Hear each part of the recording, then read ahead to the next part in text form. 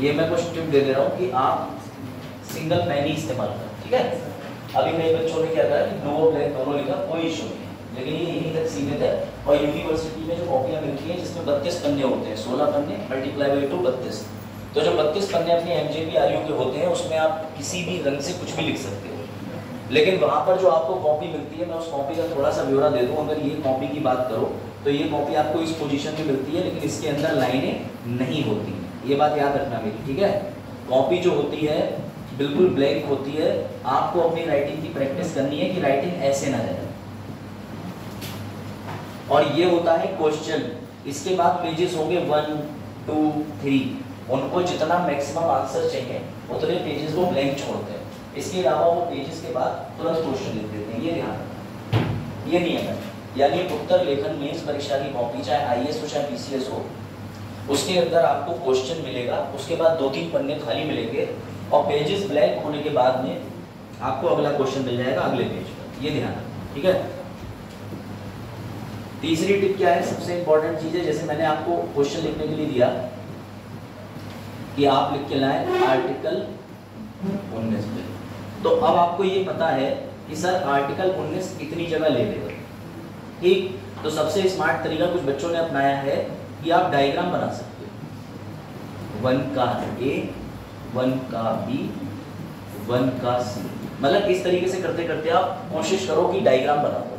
Diagram भी एक ही pen से होगा, अंडरलाइन एक ही पेन से होगा, पूरी कॉपी ब्लू पेन से तो ब्लू पेन से, पूरी कॉपी ब्लैक पेन से तो ब्लैक पेन से, ये नियम याद रखना। डायग्राम बनाने से क्या होगा कि टीचर समझ जाएगा, या जो प्रोफेसर कॉपी चेक करते हैं, आपको जान के ताज्जुब होगा, आपकी कॉपियां कहीं नहीं जाती, कॉपी चेक करने प्रोफेसर आते हैं। अपने यूपीपीएससी के अंदर क्या है, गेट नंबर 3 से जब एंटर हो गए इलाहाबाद में, प्रयागराज में, तो आपको देखने को मिलेगा सरस्वती भवन। उन्होंने बिल्डिंगों के नाम जो है वो देवी देवताओं के नाम पे रख रखे हैं। इस सरस्वती भवन में करण हुआ है, वहाँ पे करण ने बताया मुझे, तो सरस्वती भवन में आ जाइए। सरस्वती भवन में एंटर होने के बाद आपको एक बड़ा सा रूम दिखेगा, और ये वही जगह भी है जहाँ पर लोग अपना फोटो खिंचवाते हैं। देखा होगा ना आपने वो एम्बलम, राष्ट्रीय चिन्ह, राष्ट्रीय प्रतीक बना होता है। तो इस सरस्वती भवन में सारी कॉपियां जाती हैं बंडल बन के, ये बंडल बन के जाती हैं, ये यहाँ पर चेक होती है। तो ये बात याद रखिएगा मेरी कि आप जितने ज़्यादा फ्लो चार्ट बनाओगे उतने ज़्यादा चांस बढ़ जाएंगे कि आपको मार्क्स ज़्यादा मिले। कुछ बच्चों ने बॉक्स बनाया है ऐसे करके, यहाँ पे लिख दिया आर्टिकल 19 क्या कहता है अपवाद, ये भी एक्सेप्टेड है।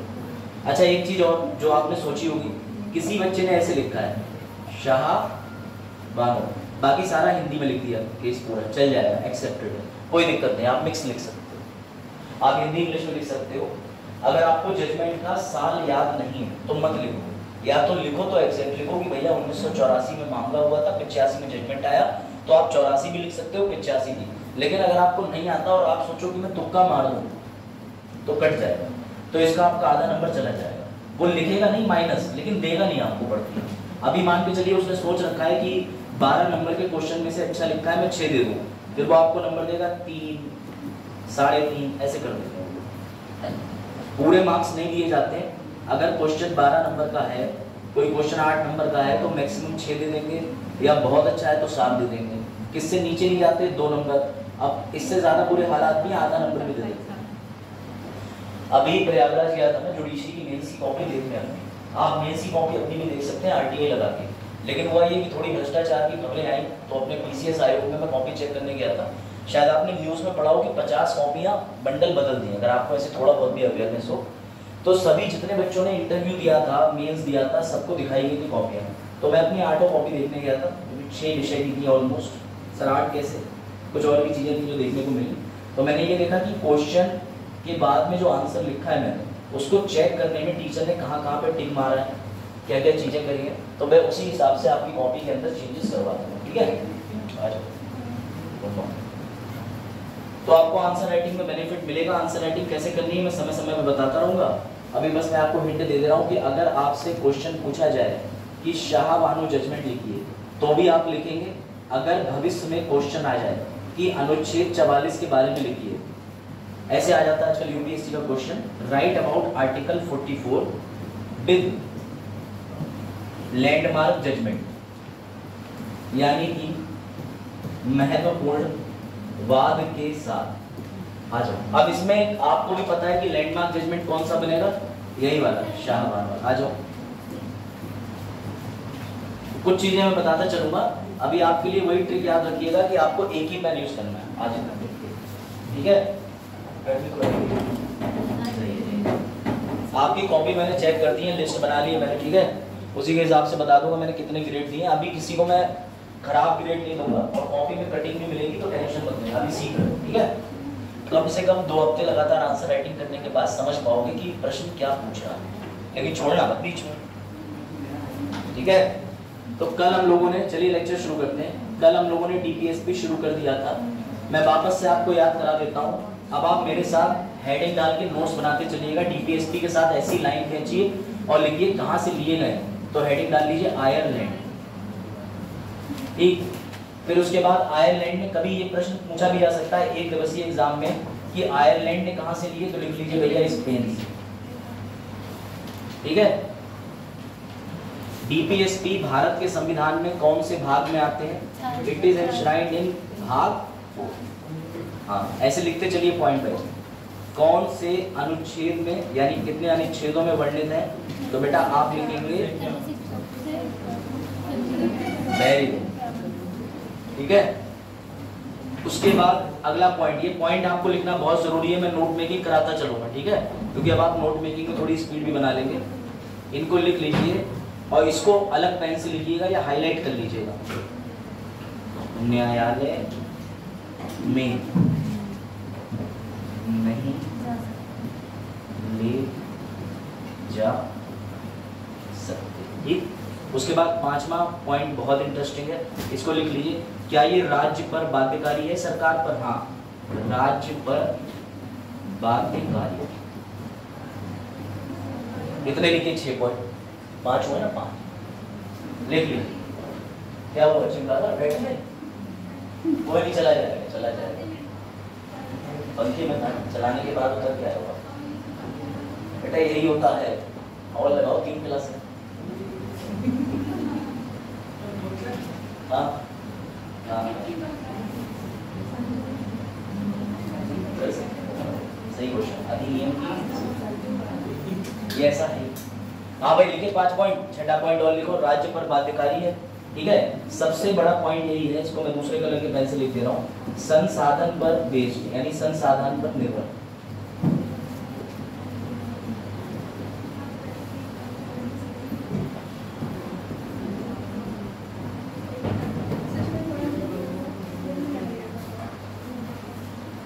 एक तो इस कमरे में गर्मी भी है ना, पंखे बहुत।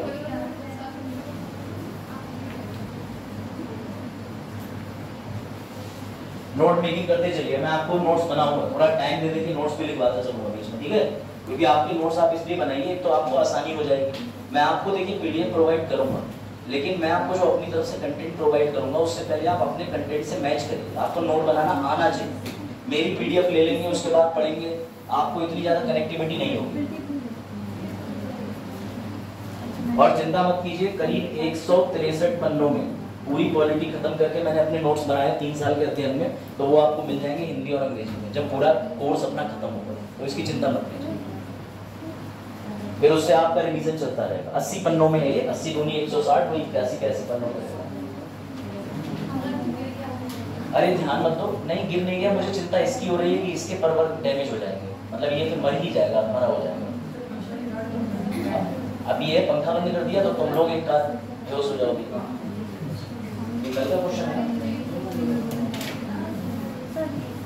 इसी में रख लीजिए, इस कॉपी में, इस कॉपी में या तो सबसे लास्ट में या अलग से। नहीं, सिंधु घाटी वगैरह माइक से नहीं दिया होगा, कोई नहीं, यहाँ पे डिपॉजिट कर दीजिए। रुक जाइए, मैं इधर कर देता हूँ वरना कंफ्यूजन हो जाएगा। मोबाइल उठा के इसी नीचे रखते हैं। हाँ अरे वो निकल जाएगा, उसे छोड़ो, वो ट्रेंड है। बंद, पंखा बंद कर दो। चलो भैया, पशु प्रेमी जाग गए। अरे चलो हाँ पक्षी प्रेमी भी कह सकती है, वैसे ये मैमल होता है। मैमल मतलब समझते हो ना? बताओ, इसी में पूछ लेते हैं, प्रश्न बता दोगे। चमगादड़ जो है वो देख तो सकता है, तो किस पद्धति पर ये चीजों तक पहुंच पाता है? इसे दिखता नहीं। ये बेटा जाता है साउंड एंड नेविगेशन रेंजिंग, जिसे सोनार कहते हैं। सोनार, SONAR, समझ गए? यानी ये अपने मुंह से जो है वो तरंगे छोड़ता है, जब वो दीवार पे टकरा के या कहीं टकरा के वापस सुनाई देती हैं, तब अंदाजा लगाता है कि डिस्टेंस 1 किलोमीटर पे। खोल दें गया? अरे इसे ठंड लग रही बेटा। इसी चमगादड़ को देख के मिसाइल टेक्नोलॉजी डेवलप करी है इंडिया ने। इसे भगा मत दो, इसे मिसाइल का जनक है। हो गया ये पॉइंट लिखे तुमने, संसाधनों पर निर्भर, ये सारे हो गए। आ जाओ जल्दी से, बैठ जाओ। चलिए अब आगे बढ़ते हैं, ठीक है? इस पॉइंट को ध्यान रखना। सबसे इसमें जो इंपॉर्टेंट पॉइंट है बेटा वो ये वाला है, संसाधनों की उपलब्धता। मान के चलो सरकार अपने हर नागरिक को आवास देना चाहती है, मकान, लेकिन सरकार पर जितना बजट, पैसा और संसाधन और जमीन होगी उतने ही मकान देगी। आप कोर्ट में जाके लड़ाई नहीं कर सकते कि सरकार ने मुझे मकान नहीं दिया। इसलिए सरकार इसमें बुद्धि का काम करती है कि गरीबों वाली जो सूची है वो उठा लेती है कि हम बिलो पॉवर्टी लाइन वालों को देंगे, ठीक है? लेकिन तुम मुझसे भी ज्यादा होशियार हो, तुम वो कागज भी कुछ गांधी जी देके बनवा लेते। चलो ये देख लिया ना सभी ने? अब आप दोबारा से रिवाइज भी हो जाएगा। ये हेडिंग डाल लीजिए, आर्टिकल 36। सर आर्टिकल 36 में वही राज्य बताया गया है जो राज्य बताया गया है आर्टिकल 12। सर ऐसा क्यों करा गया है? क्योंकि द ग्रेट बाबा साहब साफ साफ कहना चाहते थे ताकि कोई कंफ्यूजन पैदा ना हो। और आर्टिकल 12 आपको रट जाना चाहिए। आर्टिकल 12 का सीधा मतलब होता है केंद्र प्लस संसद, इंग्लिश में मैंने लिखवाया हुआ यूओआई प्लस पार्लियामेंट, ठीक है? उसके बाद यहाँ आप लिख सकते हो राज्य की सरकार या राज्य के परिषद, ठीक है? इसके बाद स्टेट असेंबली यानी वही आपकी विधानसभा या विधान परिषद, विधानमंडल। उसके बाद इसमें आ जाएगा लास्ट में अन्य, जिसे बोलते हैं अदर्स। यही डिट्टो डेफिनेशन कॉपी होके कहाँ चली जाएगी? आर्टिकल 36 में। यानी कि मोदी जी को आर्टिकल 12 में भी रहना है, मोदी जी को आर्टिकल 36 में भी रहना है। जब वो 36 की बात करते हैं तो वो तुमसे कह देते हैं कि 14 लाख 15 लाख आएंगे, और जब वो मौलिक अधिकार में खड़े होते हैं तो वो इमरजेंसी को क्रिटिसाइज कर देते हैं कि मैं तुम्हारे अधिकार नहीं छीनूंगा। बस संविधान बदल। हाँ भाई लिखा, नोट मेकिंग ऐसे ही आर्टिकल 36। अब एक बार अगर क्वेश्चन आ जाए, अब तुम देखना क्वेश्चन की लैंग्वेज कैसे बदल सकती है। पहले इंग्लिश वाले सॉल्व करेंगे। Article 36 is replica of which article. अभी इसको हिंदी वाले भी बड़े प्यार से सॉल्व कर ले जाएंगे, लेकिन मैं लिख दे रहा हूं। Article 13, article 12, article 16, article 17। Question ये पूछ रहा है कि आर्टिकल 36 बिल्कुल डिट्टो फोटोकॉपी किसका है, रेप्लिका किसका है? आर्टिकल 12 का। आप कर ले जाओगे, कोई दिक्कत? चलो आगे बढ़ते हैं। ऐसे ही करके मेरे साथ नोट करते चलिएगा, आपको कम शब्दों में नोट हो जाएगा, ठीक है? अब अगला आर्टिकल की हेडिंग डालिए 37। एक दिन, अब आप समझिएगा इसको ध्यान से, यहां पर साफ लिख दीजिए नो कोर्ट, ऐसे लिखिए इसको शॉर्ट में। अब आप कहोगे सर ये नो कोर्ट क्या है, तो हिंदी वाले लिख दीजिए कि न्यायालय नहीं जा सकते, ठीक? अब यहीं पर ऐसे एक लाइन खींच के लिख लीजिए, परंतु मौलिक अधिकार के केस में जा सकते थे कि नहीं जा सकते थे? परंतु मौलिक अधिकारों के संबंध में जा सकते हैं। अच्छा, मौलिक अधिकार के संबंध में कौन सा अनुच्छेद है जो आपको न्यायालय जाने की पावर देता है? 32 में तो आप सुप्रीम कोर्ट चले जाएंगे, लेकिन याद रखिएगा आर्टिकल 13 आपको शक्ति देता है कि जब भी आपसे राज्य, कौन सा राज्य, आर्टिकल 12 या 36 वाला, आपके मौलिक अधिकार जो कि भाग 3 में उपबंधित हैं उनको छीनने या कम करने का प्रयास करेगा, तब आप कहां जा सकते हो? आर्टिकल 13 के अंतर्गत या तो सुप्रीम कोर्ट या आर्टिकल 226 के तहत बेटा हाई कोर्ट। सर सिर्फ इन्हीं दोनों कोर्ट में क्यों जा सकते हैं? क्योंकि जिला और सत्र न्यायालय को ये पावर नहीं दी हुई। बैठ जाओ। ऐसे करके आपको कंपैरिजन भी मिल जाएगा। नोट मेकिंग का तरीका होता है स्मार्ट। आपने डीपीएसपी के बारे में लिखा, लाइन खींची, नीचे मौलिक अधिकार से कंपेयर कर लिया कि मौलिक अधिकार में जा सकते हैं परंतु डीपीएसपी में नहीं जा सकते। अब सुनना ध्यान से, इंपॉर्टेंट, आपको आर्टिकल 37 के आगे एक लाइन और लिखनी है, नो कोर्ट, इसी के आगे एक लाइन लिख लीजिए, पर यदि कोई कानून राज्य के नीति निदेशक तत्व, शॉर्ट में लिख दे रहा हूं डीपीएसपी, ठीक है, द्वारा बनाए गए हैं, तब वे कानून न्यायालय में दर्ज किए जा सकते हैं या फिर बाद ले जा सकते हैं या फिर केस किया जा सकता है, किए जा सकते। ये बहुत इंपॉर्टेंट लाइन है कि अगर मैंने डीपीएसपी यानी सरकार ने, एग्जाम्पल दिए देता हूं, सरकार ने बनाया खाद्य सुरक्षा अधिनियम, ये किसी मौलिक अधिकार में नहीं है, ये इसलिए प्रयोग होता है कि राशन बांटे। और राशन सरकार क्यों बांटती है? क्योंकि कल्याणकारी राज्य बनाने के लिए उसका सपना है कि कोई भूखा ना मरे। तो ऐसे में तुम डीपीएसपी का कोई आर्टिकल तो ले जा नहीं सकते कोर्ट, लेकिन खाद्य संरक्षण या वितरण अधिनियम को कोर्ट ले जा सकते हो कि सर ये नियम गलत है। बात है इस पर? अभी आगे और समझोगे अच्छे से, जब मैं अभी आगे तुम्हें मोहिनी जैन का केस पढ़ाऊंगा, उन्नी कृष्णन का केस पढ़ाऊंगा, तब तुम्हें समझ में आएगा। नोट कर लिया? ठीक है सर, क्यों लेके जा रहे हैं, क्यों आप ये सारी चीजें बता रहे हैं? क्योंकि बेटा याद रखना, आर्टिकल 38 बात करता है किस तरीके के राज्य की, वेलफेयर। वेलफेयर का मतलब होता है कल्याणकारी, इसका मतलब सब कुछ अच्छा अच्छा हो। अब मैं तुम्हें इसका थिंकिंग बता दे रहा हूँ ताकि तुम ये समझ जाओगे कि आर्टिकल 38 जब बाबा साहब ने डाला तो क्या थिंकिंग थी। बेटा जब हमारा देश आजाद हुआ तो उस समय अंग्रेजों ने सब कुछ तो लूट लिया था। हमारे देश में ना फैक्ट्री थी, ना आईआईटी थी, कुछ भी नहीं था। यहाँ तक कि हमारे पास में ना रक्षा मंत्रालय था, ना हमारे देश में बड़े बड़े औद्योगिक थे, कुछ भी नहीं था।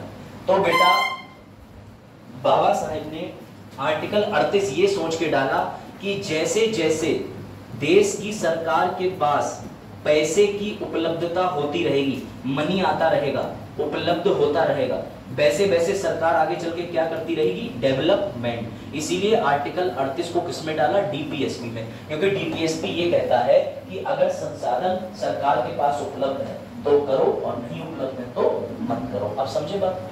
तो इसलिए आर्टिकल 48 में कौन सा सपना दिखाया गया, वेलफेयर स्टेट। कल्याणकारी राज्य क्या होता है, जहां पर पेंशनें हो, नौकरियां हो, सरकार कर रही है। अब करते करते ज्यादा ही कर जाए तो नहीं कह सकते।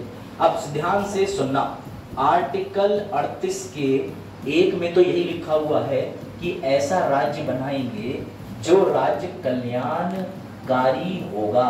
बेटा ध्यान से सुनना, आर्टिकल 38 को जानने के लिए तुम्हें दो लोगों को जानना पड़ेगा। एक है मेरी फेवरेट इंदिरा गांधी, दूसरे हैं इनके विपक्षी मोरारजी देसाई। इंदिरा गांधी को हराने वाला कोई व्यक्ति पैदा नहीं हुआ था।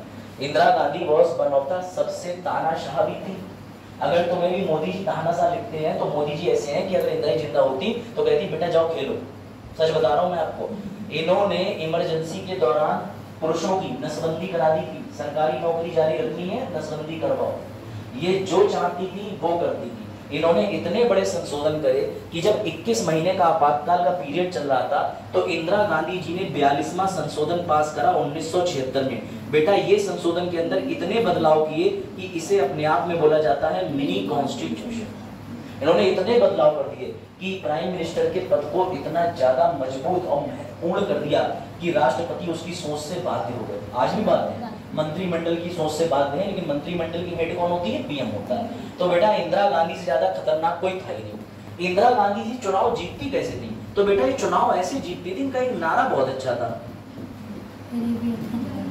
गरीबी हटाओ। अब जब इंदिरा गांधी जी ने अपना रायबरेली वाला चुनाव इनका जब गड़बड़ हुआ तो मोरारजी देसाई पावर में आए। मोरारजी देसाई इनके अगेंस्ट नहीं थे, वो तो जेपी नारायण का केस था, लेकिन पूरे देश को चलाने के लिए पीएम बनने का मौका मिलता है ना। तो जब मोरारजी देसाई सत्ता में आए तो उन्होंने एक बड़ा चालाक काम कर दिया। अब आप कहोगे सर चालाक काम क्या कर दिया, तो बेटा पॉलिटिशियंस आर वेरी चालाक। बोले इंदिरा चीखती रही गरीबी हटाओ गरीबी हटाओ। गरीबी कैसे हटेगी? जब सब लोगों के पास पैसा जो है वो बराबर बराबर होगा, इक्वल होगा।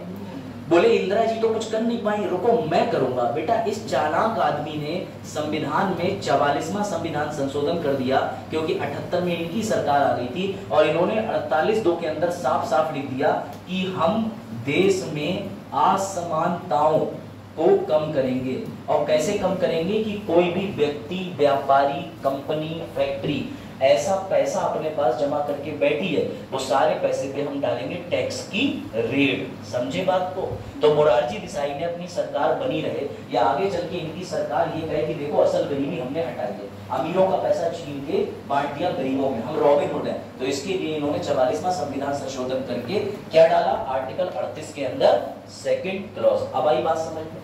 क्योंकि बेटा कल को तुमसे ये क्वेश्चन पूछा जाएगा, ये क्वेश्चन बन सकता है कि अनुच्छेद 38 के अंदर कौन सा संवैधानिक संशोधन किया गया। प्रश्न बनेगा 42, 43, 44, 48। अब अगर तुम्हें याद है कि ये इमरजेंसी के दौरान मिनी कॉन्स्टिट्यूशन था, तो सर ये इंदिरा जी का था, इंदिरा जी ने नहीं करा। अगर तुम्हें ये याद है कि 44वां 1978 में हुआ जो मोरारजी देसाई के टाइम पे था, तुम आंसर मार दोगे। सिंपल सी बात है। और वन लाइनर क्वेश्चन पॉलिटी में यूपीएससी पूछता है, इस बार का पेपर देखना, आर्टिकल 21 पे सीधा क्वेश्चन पूछा है, तो वो वनडे एग्जाम टाइप क्वेश्चन डाल देता है, क्योंकि वो पॉलिटी अब इतनी पूछ चुका है कि वो खुद ही कंफ्यूज है कि बनाऊं तो बनाऊं कहां से क्वेश्चन। ठीक, अब आ जाओ अगला आर्टिकल। पहले आप आर्टिकल 38 के अंदर जैसे मैंने अभी नोट बनाया ये लिख लें, ऐसे लिखें कि ये बात करता है वेलफेयर स्टेट की। थोड़ा सा नोट मेकिंग की वजह से स्लो ही चल रहा हूं। आर्टिकल 8 किसकी बात करता है? कल्याणकारी राज्य की, हिंदी वाले लिख लेंगे। 2 किसकी बात करता है? तो तुरंत इसके आगे लिखो मोरारजी देसाई द्वारा 44वां 1978 में सीएए का मतलब है यहाँ पर कॉन्स्टिट्यूशनल अमेंडमेंट, संवैधानिक संशोधन किया गया। ठीक है, उसके बाद आप तीसरे नंबर पे लिख लोगे इससे क्या जन्म हुआ? रेड मारने की शक्ति, जो कि इनकम टैक्स एक्ट में डाल दी गई। समझ गया बात? आई समझ में? जैसे ही 38(2) डाला, अजय देवगन का चेहरा खुश हो गया। मैंने डायग्राम दिखाया था, क्योंकि अजय देवगन मूवी में थे रेड, और अजय देवगन ने कहा चलो उठाओ बक्सा, बेटा किसी भी मंत्री के घर जाके रेड डाल दो। लेकिन ये नहीं पता था मोरारजी देसाई जी को कि एक दिन ऐसा आएगा जब भैया सरकार इनके बनाए हुए कानूनों का इन्हीं के पॉलिटिकल लीडर्स पर प्रयोग करेगी। अभी ज्यादा समय नहीं हुआ, बीजेपी के बहुत बड़े नेता के घर पे रेड डाल दी, तो समझो कि अपनी ही पॉलिटिकल पार्टी के लोगों पर रेड पड़ जाती है। ऐसे करके आपको डायग्राम और फ्लो चार्ट बनाना है। जो मैंने पूरी स्टोरी बोली है, ये स्टोरी आप दोबारा से YouTube पे सुन सकते हैं, लेक्चर अपलोड हो रहा है, सब्सक्राइब कर लेना। 1000 सब्सक्राइबर है, आप ठीक कर लेना।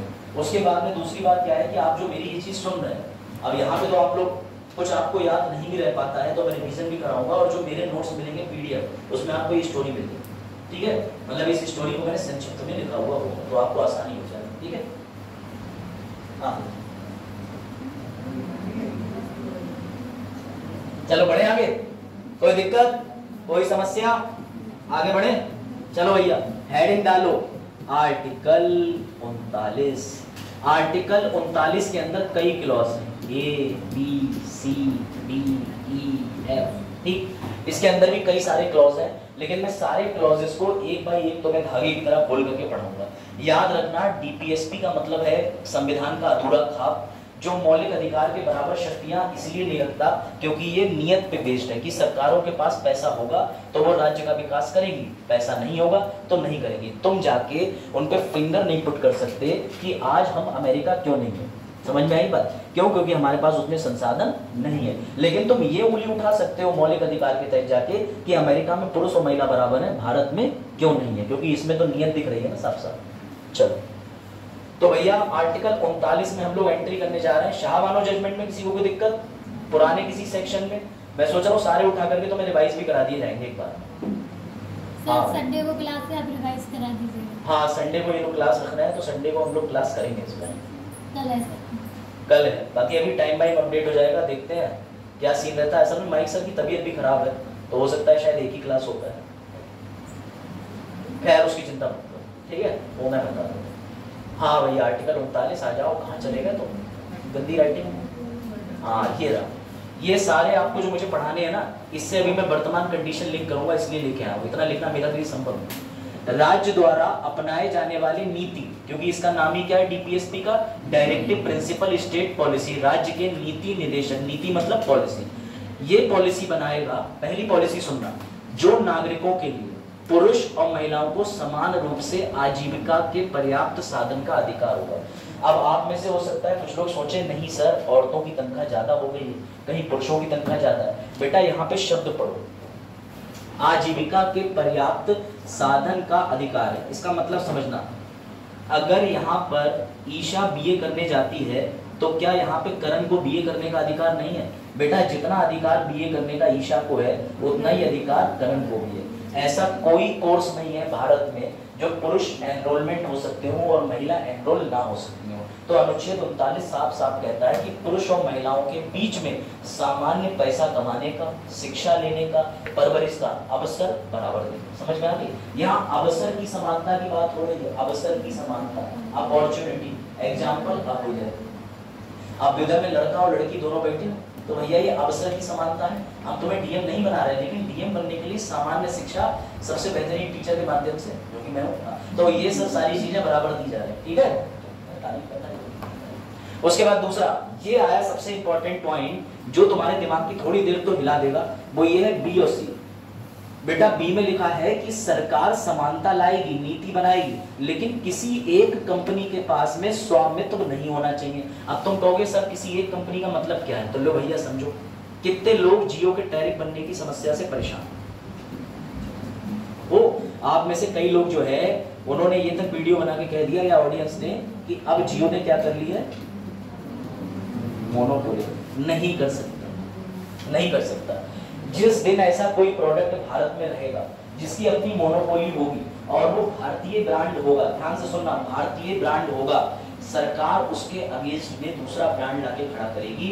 याद रखना, अगर तुम्हें लगता है कि जियो के पास सारी शक्तियां हैं और जियो जो है एक तरीके से सारे साधनों को कंसंट्रेट कर लेगा, अपने पास ही रखेगा, तो नहीं बेटा, सरकार कभी भी बीएसएनएल बंद नहीं कर सकता। क्योंकि अगर ये हो जाएगा रिच पीपल के लिए, तो आज की डेट में इंटरनेट का एक्सेस इनको भी देना बहुत जरूरी है। अब ये मतलब नहीं कि तुम बीएसएनएल में पोर्ट करा रहे हो तो मतलब गरीब कह रहे हो, मेरे पास कोई बीएसएनएल की सिम है, लेकिन मैं तुम्हें बता रहा हूं कि कोई भी एक कंपनी अनुच्छेद 39 के तहत चाहे तो भारत में मोनोपोली नहीं बना सकती, सरकार इसको तोड़ेगा। तो जियो की टेंशन मत लेना, ठीक, ये ध्यान रखना। और दूसरा 39 का सी, इसको जोड़ के पढ़ा जाता है 38 के 2 के साथ। 39 का सी कहता है कि कोई भी व्यक्ति संसाधनों, ध्यान से सुनना, का केंद्रीकरण नहीं करेगा। भारत में कोई ऐसे प्रोडक्ट का नाम बताओ जो सिर्फ एक ही कंपनी बनाती हो और कोई कंपनी नहीं बनाती, बताओ कोई है? सब है तो सुप्रीम कोर्ट तो है, कोई भी बताओ। बच्चों के प्रोडक्ट जॉनसन्स में भी हिमालय निकालती है, पहले बेलकोलू चलता था, अब तो धारा आ गया, रथ आ गया।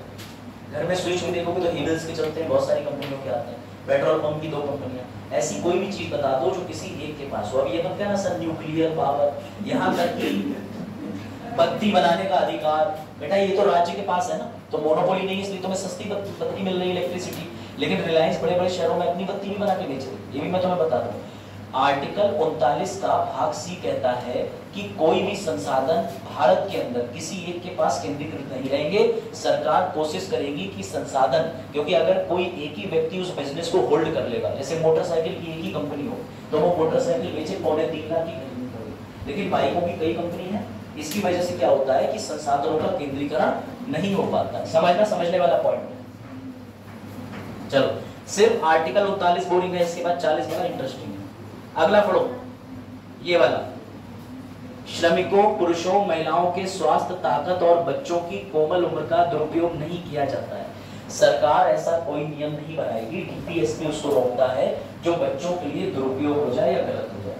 अगर आज की डेट में बच्चों को वैक्सीनेशन दी जा रही है तो वो इसलिए दी जा रही है ताकि बच्चे स्वस्थ रहें, महिलाओं को फ्री वैक्सीनेशन दी जा रही है ताकि महिलाएं स्वस्थ रहें। तो अनुच्छेद 39 जो है 39 वो कुल मिला के किसकी बात करता है? पेंशन की बात करता है, मोनोपोली तोड़ने की बात करता है, बेसिक चीजों की बात करता है। इससे ज्यादा इसमें समझने के लिए कुछ नहीं। डायग्राम पे डालो जियो का, ठीक है। चलो, आप में से कितने लोग जो है बच्चों की जेल गए, जरा बताओ। पत्थर में मतलब देखने की अरेस्ट हो। नहीं, देखने गए थे हमें। कितने लोग यहाँ गए?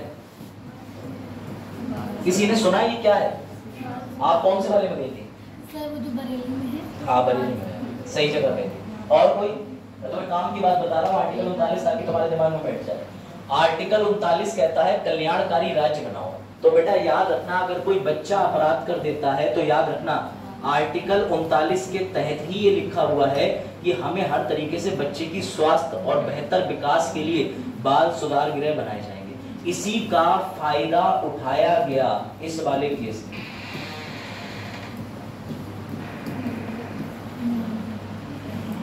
ये ऐसा ब्लैक मार्क है इंडियन सोसाइटी में कि कुछ पूछो मत। कैसे मैं बताता हूँ। निर्भया केस में कितने लोग थे जो दोषी? 6। बेटा उन 6 दोषियों में से 1-2 को तो जेल हुई थी, तो एक ने तो जेल में फांसी लगाई। उसमें एक लड़का था अक्षय ठाकुर। अक्षय ठाकुर जो था वो नाबालिग था। अब सुनना जरा वकील का दिमाग। बेटा जितने लोग लॉ वाले हैं थोड़ी देर के लिए वकीलों को उल्टा सीधा मत बोलना, लेकिन मैं तुम्हें दिखाना चाह रहा हूँ कि वकील कर क्या सकता है। पावर देखो, 1 2 3 4 5 और सर ये आधा आपने क्यों बनाया? नाबालिग। ध्यान से समझना इस केस को, तुम्हें निर्भया केस समझ आ जाएगा कि भारत में कोई भी केस क्या हुआ। कैसा डिस्कशन कर रहे हो? क्या इन्वर्टर बटन खोल दिए? क्या कर बच्चे? अरे कोई क्वेश्चन है तो पूछो, इधर देखो। निर्भया केस जब हुआ था सभी को पता है कि महिला के साथ में इतना ब्रूटल इंसिडेंट दिल्ली जैसे पढ़े लिखों वाले शहर में हो गया, अपेक्षित ही नहीं था। हुआ ये कि बेटा जुर्म सबने बराबर करा, सजा सबको बराबर देनी चाहिए थी, लेकिन इनका जो वकील था ना वो बड़ा शातिर था। उसने कहा देख अगर तू जुर्म कबूलेगा तो तुझे पूरी उम्र कैद होगी, तू भी मरेगा, तू भी मरेगा, तू भी मरेगा, तू भी मरेगा। कोशिश करी इन सबके वकीलों ने कि जो मास्टरमाइंड है उसे बना दिया जाए बच्चे को। दिमाग देखना है वकील का। ये कोशिश करी कि जितने अपराधी हैं उनसे अपराध का ग्रेविटी कम करने के लिए मास्टरमाइंड बना दो बच्चे को, क्योंकि वो बच्चा 18 साल से नीचे है तो वो बच्चा चला जाएगा यहाँ और बच्चे को 5 या 7 या 10 साल पढ़ाने लिखाने के बाद में देंगे छोड़। और इसी के क्योंकि तुम मास्टरमाइंड नहीं थे, तुमने इसके कहने पे करा तो तुम्हें भी मिल जाएगी न्यायालय से बेल। लेकिन बेटा ऐसा हो नहीं पाया। अगर ऐसा हो जाता, हालांकि इस केस में पूरा प्रयास करा था वकील ने कि मास्टरमाइंड माइनर को बना दें, लेकिन जो उसके बयान थे बयान से वो अपने बच के निकल गया। फिर दूसरा ये हो गया कि उसका भी तो एक वकील था ना माइनर का, उसने कहा हुआ देख मास्टरमाइंड मत बन जाना, अगर तूने जरा से भी जुर्म ले लिया बेटा तुझे मैं भी नहीं बाहर निकलवा पाऊंगा। इसीलिए वकील पैसे लेते हैं, समझ गए? फंसा भी सकते हैं, निकाल भी सकते हैं, और दोनों बातें समझ गए। तो इसलिए मैं तुमसे कह रहा हूँ भैया ढंग का वकील बनना, वकील बनना। तो आपने देखा आर्टिकल 39 के अंदर बच्चों के बाल सुधार गृह की बात होती है। इसमें निर्भया केस से समझ चुके हो कि भैया बाल सुधार गृह की कितनी बड़ी पावर है। खैर अब अगले आर्टिकल पे आ जाओ, सबसे इंपॉर्टेंट आर्टिकल। बताओ भैया इस आर्टिकल का नाम क्या है? Very good, organisation of village panchayat. ठीक है, वैसे जब मैं आपको पंचायत का संशोधन पढ़ाऊंगा 73वां संविधान संशोधन, 74वां संविधान संशोधन, तब मैं आपको बेहतर बताऊंगा कि उस समय 1992 में पीवी नरसिम्हा राव ये संशोधन क्यों लाए थे। लेकिन मेरा शब्द और आपसे क्वेश्चन ये है कि गांधी जी का फेवरेट था ये, ठीक, यहां पर संगठित क्यों लिखा हुआ है, एस्टेब्लिश्ड क्यों नहीं लिखा हुआ है? बताओ। देखिए आपने कितना कॉन्स्टिट्यूशन पढ़ा है, यहाँ पर ये क्यों लिखा है ऑर्गेनाइज। ऑर्गेनाइज का मतलब है कि क्लास में ऑलरेडी बच्चे एडमिशन लेके बैठ चुके हैं, अब मैंने गर्ल्स को उधर कर दिया, बॉयज को इधर कर दिया, इसे ऑर्गेनाइजेशन कहते हैं, संगठित करना। यहाँ निर्माण क्यों नहीं लिखा हुआ है, ऑर्गेनाइजेशन क्यों लिखा हुआ है? ये बहुत बड़ा क्वेश्चन, बताओ। क्योंकि बेटा गांधी जी ने कंसेप्ट दिया था स्वराज का, और ये स्वराज का कंसेप्ट जो है कोई नया कंसेप्ट नहीं है। अगर आप ऋग्वेद पढ़ोगे तो उसमें 2 शब्दों का मतलब निकलेगा, पहला सभा और दूसरा समिति। तो गांधी जी का कहना था कि जब तक एक एक गांव का व्यक्ति सशक्त नहीं हो जाता तब तक देश तरक्की नहीं करेगा। तो गांधी जी ने ये काम देश की सरकारों पर छोड़ दिया कि जब टेक्नोलॉजी आएगी, जब शिक्षा आएगी तो उसको संगठित करके किस तक, कहां तक पहुंचाना है, एक एक विलेज पंचायत तक। अब उसके लिए विलेज पंचायत भी तो बनानी पड़ेगी। तो गांधी जी कहते हैं कि हमें अपने देश में लोगों को वोट करने का अधिकार उनके निवास स्थान पे ही देना होगा। यानी जो व्यक्ति तुम्हारे घर के पास रहता है वो तुम्हारे एरिया को ज्यादा अच्छे से विकसित करेगा, ना कि दिल्ली में कोई बैठा हुआ। इसको आसान कर दे रहा हूँ। गांधी जी का इतना कहना था कि स्वराज मॉडल भारत के अंदर होना चाहिए, विलेज पंचायत भारत में होनी चाहिए। इस आर्टिकल को प्रैक्टिकल कर दिया गया 73वां संविधान संशोधन के द्वारा भाग 9 में। ठीक है, इसको हमने प्रैक्टिकली कॉन्स्टिट्यूशनल कर दिया, मतलब मजबूत कर दिया। ठीक है, तो याद रखना आर्टिकल 40 के आगे लिख लेना स्वराज पंचायतों का संगठन। किसके द्वारा ये मॉडल दिया गया था? गांधी जी, क्योंकि गांधी जी चाहते थे कि जितने भी ग्राम के लोग हैं वो सब सशक्त हो जाए, और ये एक अधूरा ख्वाब रह गया क्योंकि उस समय देश की परिस्थितियां ऐसी थी नहीं। आगे जाकर के गांव को सशक्त करते रहना सरकारों का कर्तव्य रहेगा।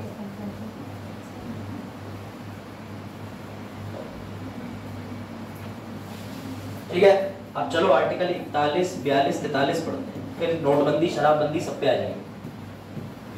लिखो आर्टिकल 41, 42, 43 तीनों एक साथ लिखिएगा।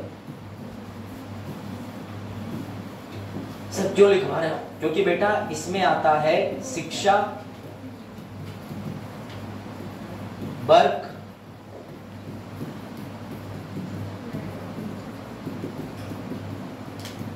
ठीक, ऐसे लिखते चलना जैसे मैं लिख रहा हूं, ये इसको लिख लेना।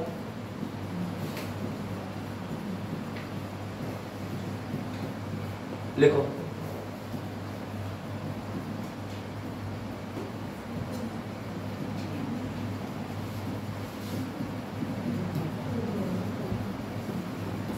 बिना बातों में लिखो भैया, कौन मुंह में पेन फंसा के लेगा।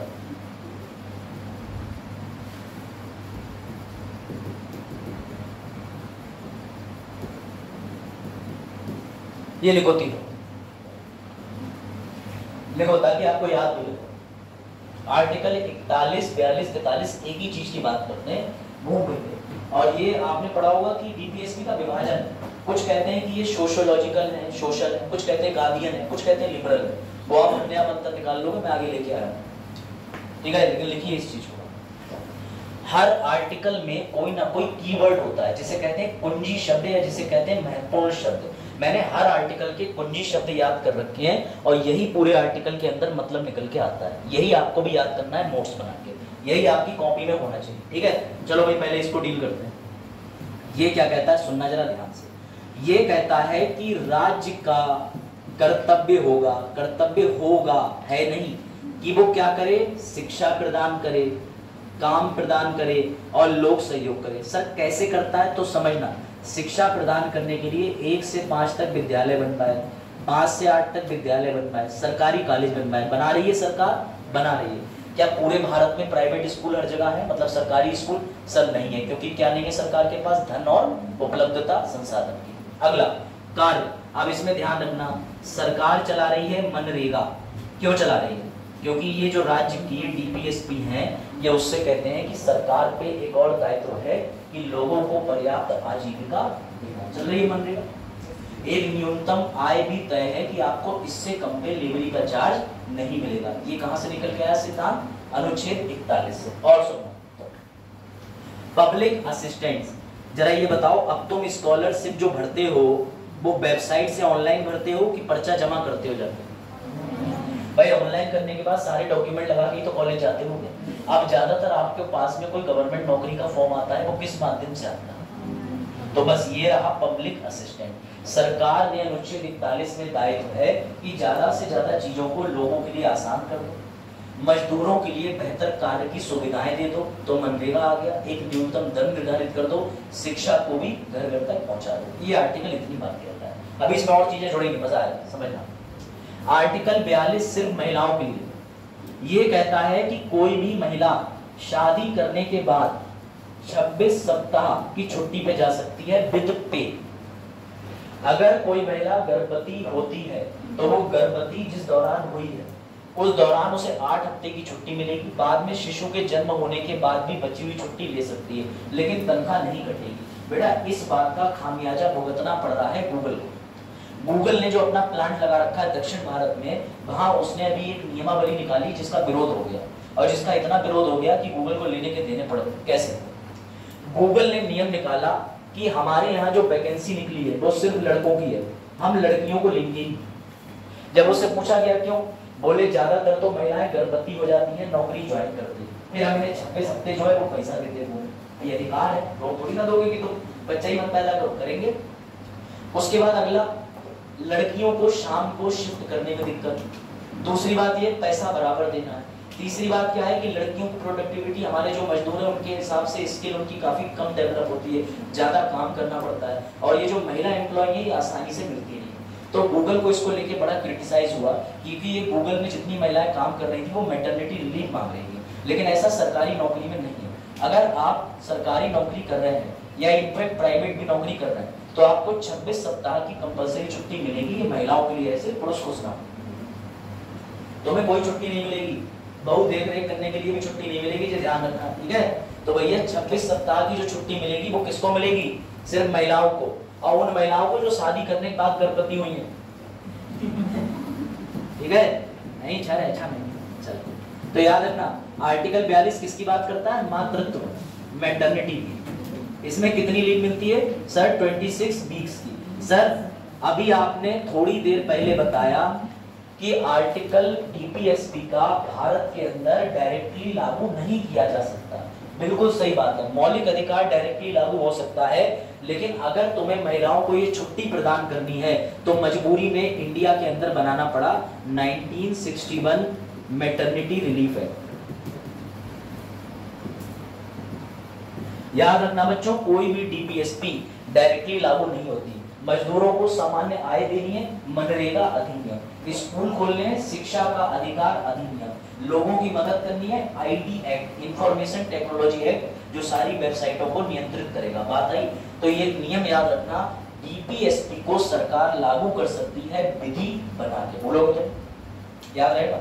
मौलिक अधिकार कैसे लागू कर सकती है? डायरेक्ट। सर डायरेक्ट इन्होंने मुझे आर्टिकल 17 के तहत जाति सूचक वर्ड है, तो डायरेक्टली तुम जाओ, उसमें भी अधिनियम बना है, चले जाओगे। लेकिन अगर सरकारी स्कूल में ऐसा होता है तो तुम योगी जी के खिलाफ मुकदमा डाल सकते हो, क्योंकि वो सरकार है। लेकिन डीपीएसपी में तो तुम न्यायालय जा नहीं सकते, तो डीपीएसपी लॉ से चलता है, और ये जो लॉ बनते हैं अलग से, इनको कोर्ट ले जाया जा सकता है। सर जो शिक्षा का अधिकार है वो तो हमारा फंडामेंटल राइट्स भी बाद में बनाया गया, अभी उसका बिल्कुल चर्चा करेंगे। आर्टिकल 45 में, आर्टिकल 45 साफ साफ कहता था कि 10 साल के लिए शिक्षा आगे ले जानी है, तभी तो मोहिनी जैन का केस आया। आप जो बात कह रही हैं वो छोड़ा गया आर्टिकल 21A के अंदर 86 संविधान संशोधन 2002 के माध्यम से। अभी बताऊंगा। अच्छा आपने फिर पॉइंट करा, ठीक। मैटरनिटी रिलीफ याद रखोगे, समझ गए? लिख लो, सिर्फ महिलाओं हेतु। कहीं तुम टिक माराओ, वनडे एग्जाम आ जाए कि मैटरनिटी रिलीफ पुरुषों महिलाओं को समान मिलती है, तुम कहोगे हाँ, फिर तुम्हारे ऊपर विज्ञान के शोध होंगे कि ऐसी कौन सी विधि तुमने प्रजनन की खोज ली।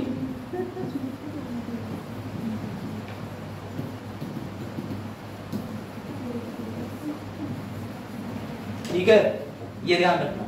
इसका सीधा मतलब है कि उन्हें लिविंग वेजेस देना, डेली काम करो, डेली पैसा ले जाओ, टाइम से काम करो, टाइम से पैसा ले जाओ। लेकिन ध्यान देना, आर्टिकल 43 सबसे इंपॉर्टेंट आर्टिकल बन जाता है। कैसे? जैसे मैंने अगर पूछ लिया पूजा से कि पूजा बताओ संडे कहाँ लिखा है संविधान में, बताओ संडे में लिखा है? अरे कहीं संडे लिखा है? तो काहे संडे की छुट्टी मांगते रहते हो? तो क्लासेस लग लेबर लॉ है, उसमें लिखा हुआ है कि व्यक्ति को मतलब 48 घंटे वर्क कराया जाएगा और छुट्टी भी दी जाएगी। वेरी गुड, इन्होंने अभी बात कही लेबर लॉ की, यानी इन्होंने फिर से सिद्ध कर दिया कि डीपीएसपी को लागू करने के लिए सरकार क्या बनाती है? विधि। और अब आपका सामना होगा फैक्ट्रीज एक्ट 1948। अब आई बात समझ में कि जो सरकार ने संडे दिया है ना, ये डीपीएसपी के तहत इसलिए दिया है, जो 10 से 5 आप ऑफिस देखते हो वो सरकार की मंशा पे डिपेंड करता है। अगर सरकार को लग गया तो सुबह 8 से टीचरों की नौकरी रात के 8 तक भी कर सकती है।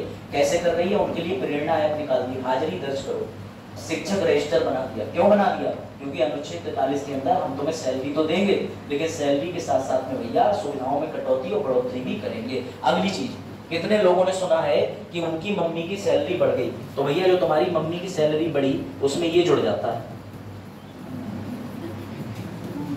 जुड़ता है। ये कौन से आर्टिकल में?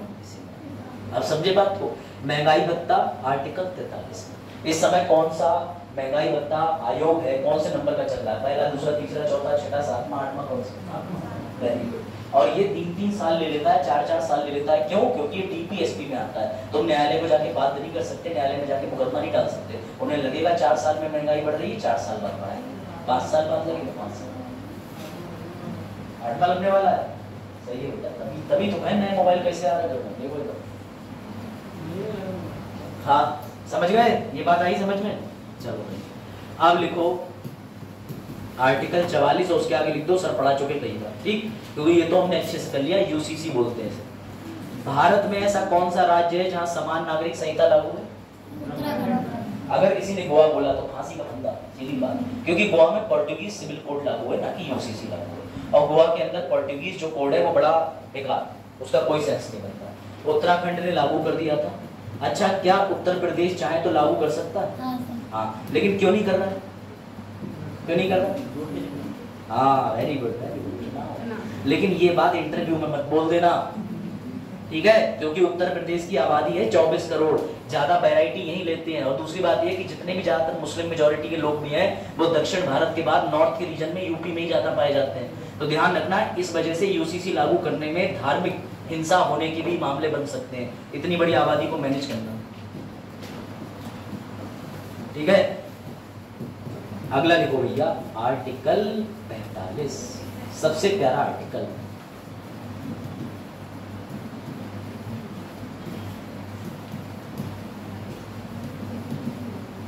सर पर ये राइट तो है ही नहीं, इसीलिए मैंने डैश लगाया। बता रहा हूँ राइट बना कैसे। अब जो लोग सो रहे थे वो जाग जाओ, तुम्हारे शिक्षा के अधिकार की बात होगी। 2022 में मेंस का प्रश्न आ चुका है। जो मैं पॉइंट बता रहा हूँ वो सारे पॉइंट उस मेंस के उत्तर में लिखने, और यही आज का स्टार क्वेश्चन है जो तुम्हें घर से लिखते ही मिलेगा। चलो इधर आ जाओ बेटा। आर्टिकल 45 में जो लिखा हुआ है पहले तो वो तुम एक बार रीड कर, ठीक है? चलिए सर तुम्हें अचीवमेंट बाद में दिखाऊंगा। आर्टिकल 39 का ए भी रह गया, वो भी हमें बता देते हैं। 45, 44 मेरी पीडीएफ है ये, तेरी गलती कब से? सो मत पीछे बैठे हुए लोगों। हाँ ये लो इसको, हो जा साफ, हो गया। पढ़ो पढ़ो पढ़ो पढ़ो।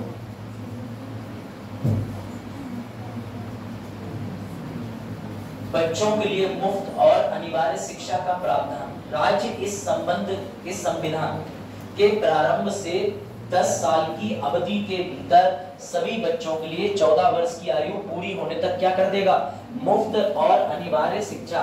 पर सर बिल्कुल हमें मिली नहीं संविधान पूरी शुरू होने के बाद। सुनो जरा, अब ध्यान से सुनना और मेरी जो पॉइंट है वो लिखते चलिएगा। सबसे पहले लिखिएगा आर्टिकल 45 जो आप लिख चुके हो, इसके आगे लिख लीजिए शिक्षा, इसके आगे लिखिएगा कि बाबा साहेब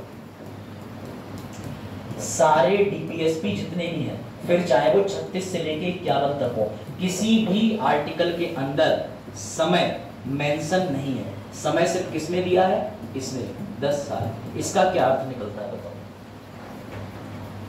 ये फिलोसॉफिकल चीज है। 10 साल के मतलब अंदर उनको ये शिक्षा प्रोवाइड। बाबा साहब ये जानते थे कि भारतीयों के लिए शिक्षा कितनी जरूरी है। कंसेप्ट समझ के चलना, वनडे एग्जाम नहीं है। हाँ इसका हो जाएगा 10 साल के लिए। चलो मैं बता बेटा, याद रखना आर्टिकल 45 में बाबा साहब संविधान में इसमें समय सीमा क्यों लिखे गए समझो। बाबा साहब को पता था कि शिक्षित व्यक्ति ही देश चला सकता है, क्योंकि बाबा साहब खुद 32 विषयों में पीएचडी थे। तो बाबा साहब को एजुकेशन की वैल्यू पता थी। बाबा साहब ने ये सोचा कि हमारी दुष्ट सरकारें आएंगी और आने के बाद सबसे पहले क्या देखेंगी? पैसा। ऐसे में जितने भी 36 से 51 के बीच हैं, हो सकता है अगले 50 या 100 सालों तक लागू ही ना हो। सत्यता है। तो बाबा साहब ने इस आर्टिकल को बनाते समय इसमें स्पष्ट रूप से लिख दिया कि जैसे ही देश का संविधान लागू होगा तुम्हें 10 साल के अंदर शिक्षा को क्या कर देना है? फ्री। क्या कर देना है? फ्री।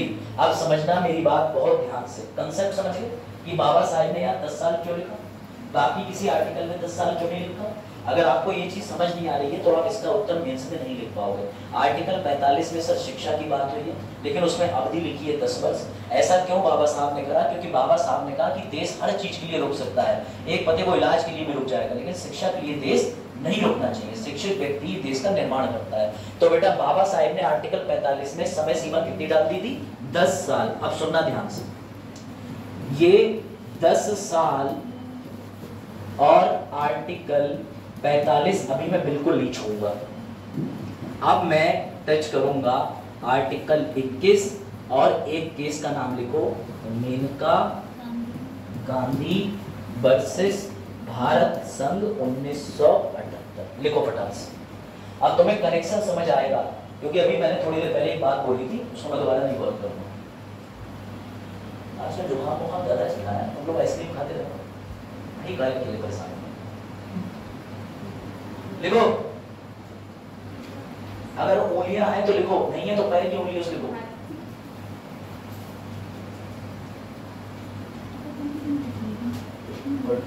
लिखा बेटा, मेनका गांधी केस में केस सुन लो। मेनका गांधी जी को अपने किसी काम से जाना था विदेश। जब ये हवाई अड्डे पर पहुंची, उस समय इनकी सासू मोम का शासन चल रहा था। ठीक है, किसका भैया? सभी को पता है। सासू मोम भी नहीं कह सकते, सासू मोम ही कहेंगे, क्योंकि सोनिया गांधी तो भैया भाभी होगा।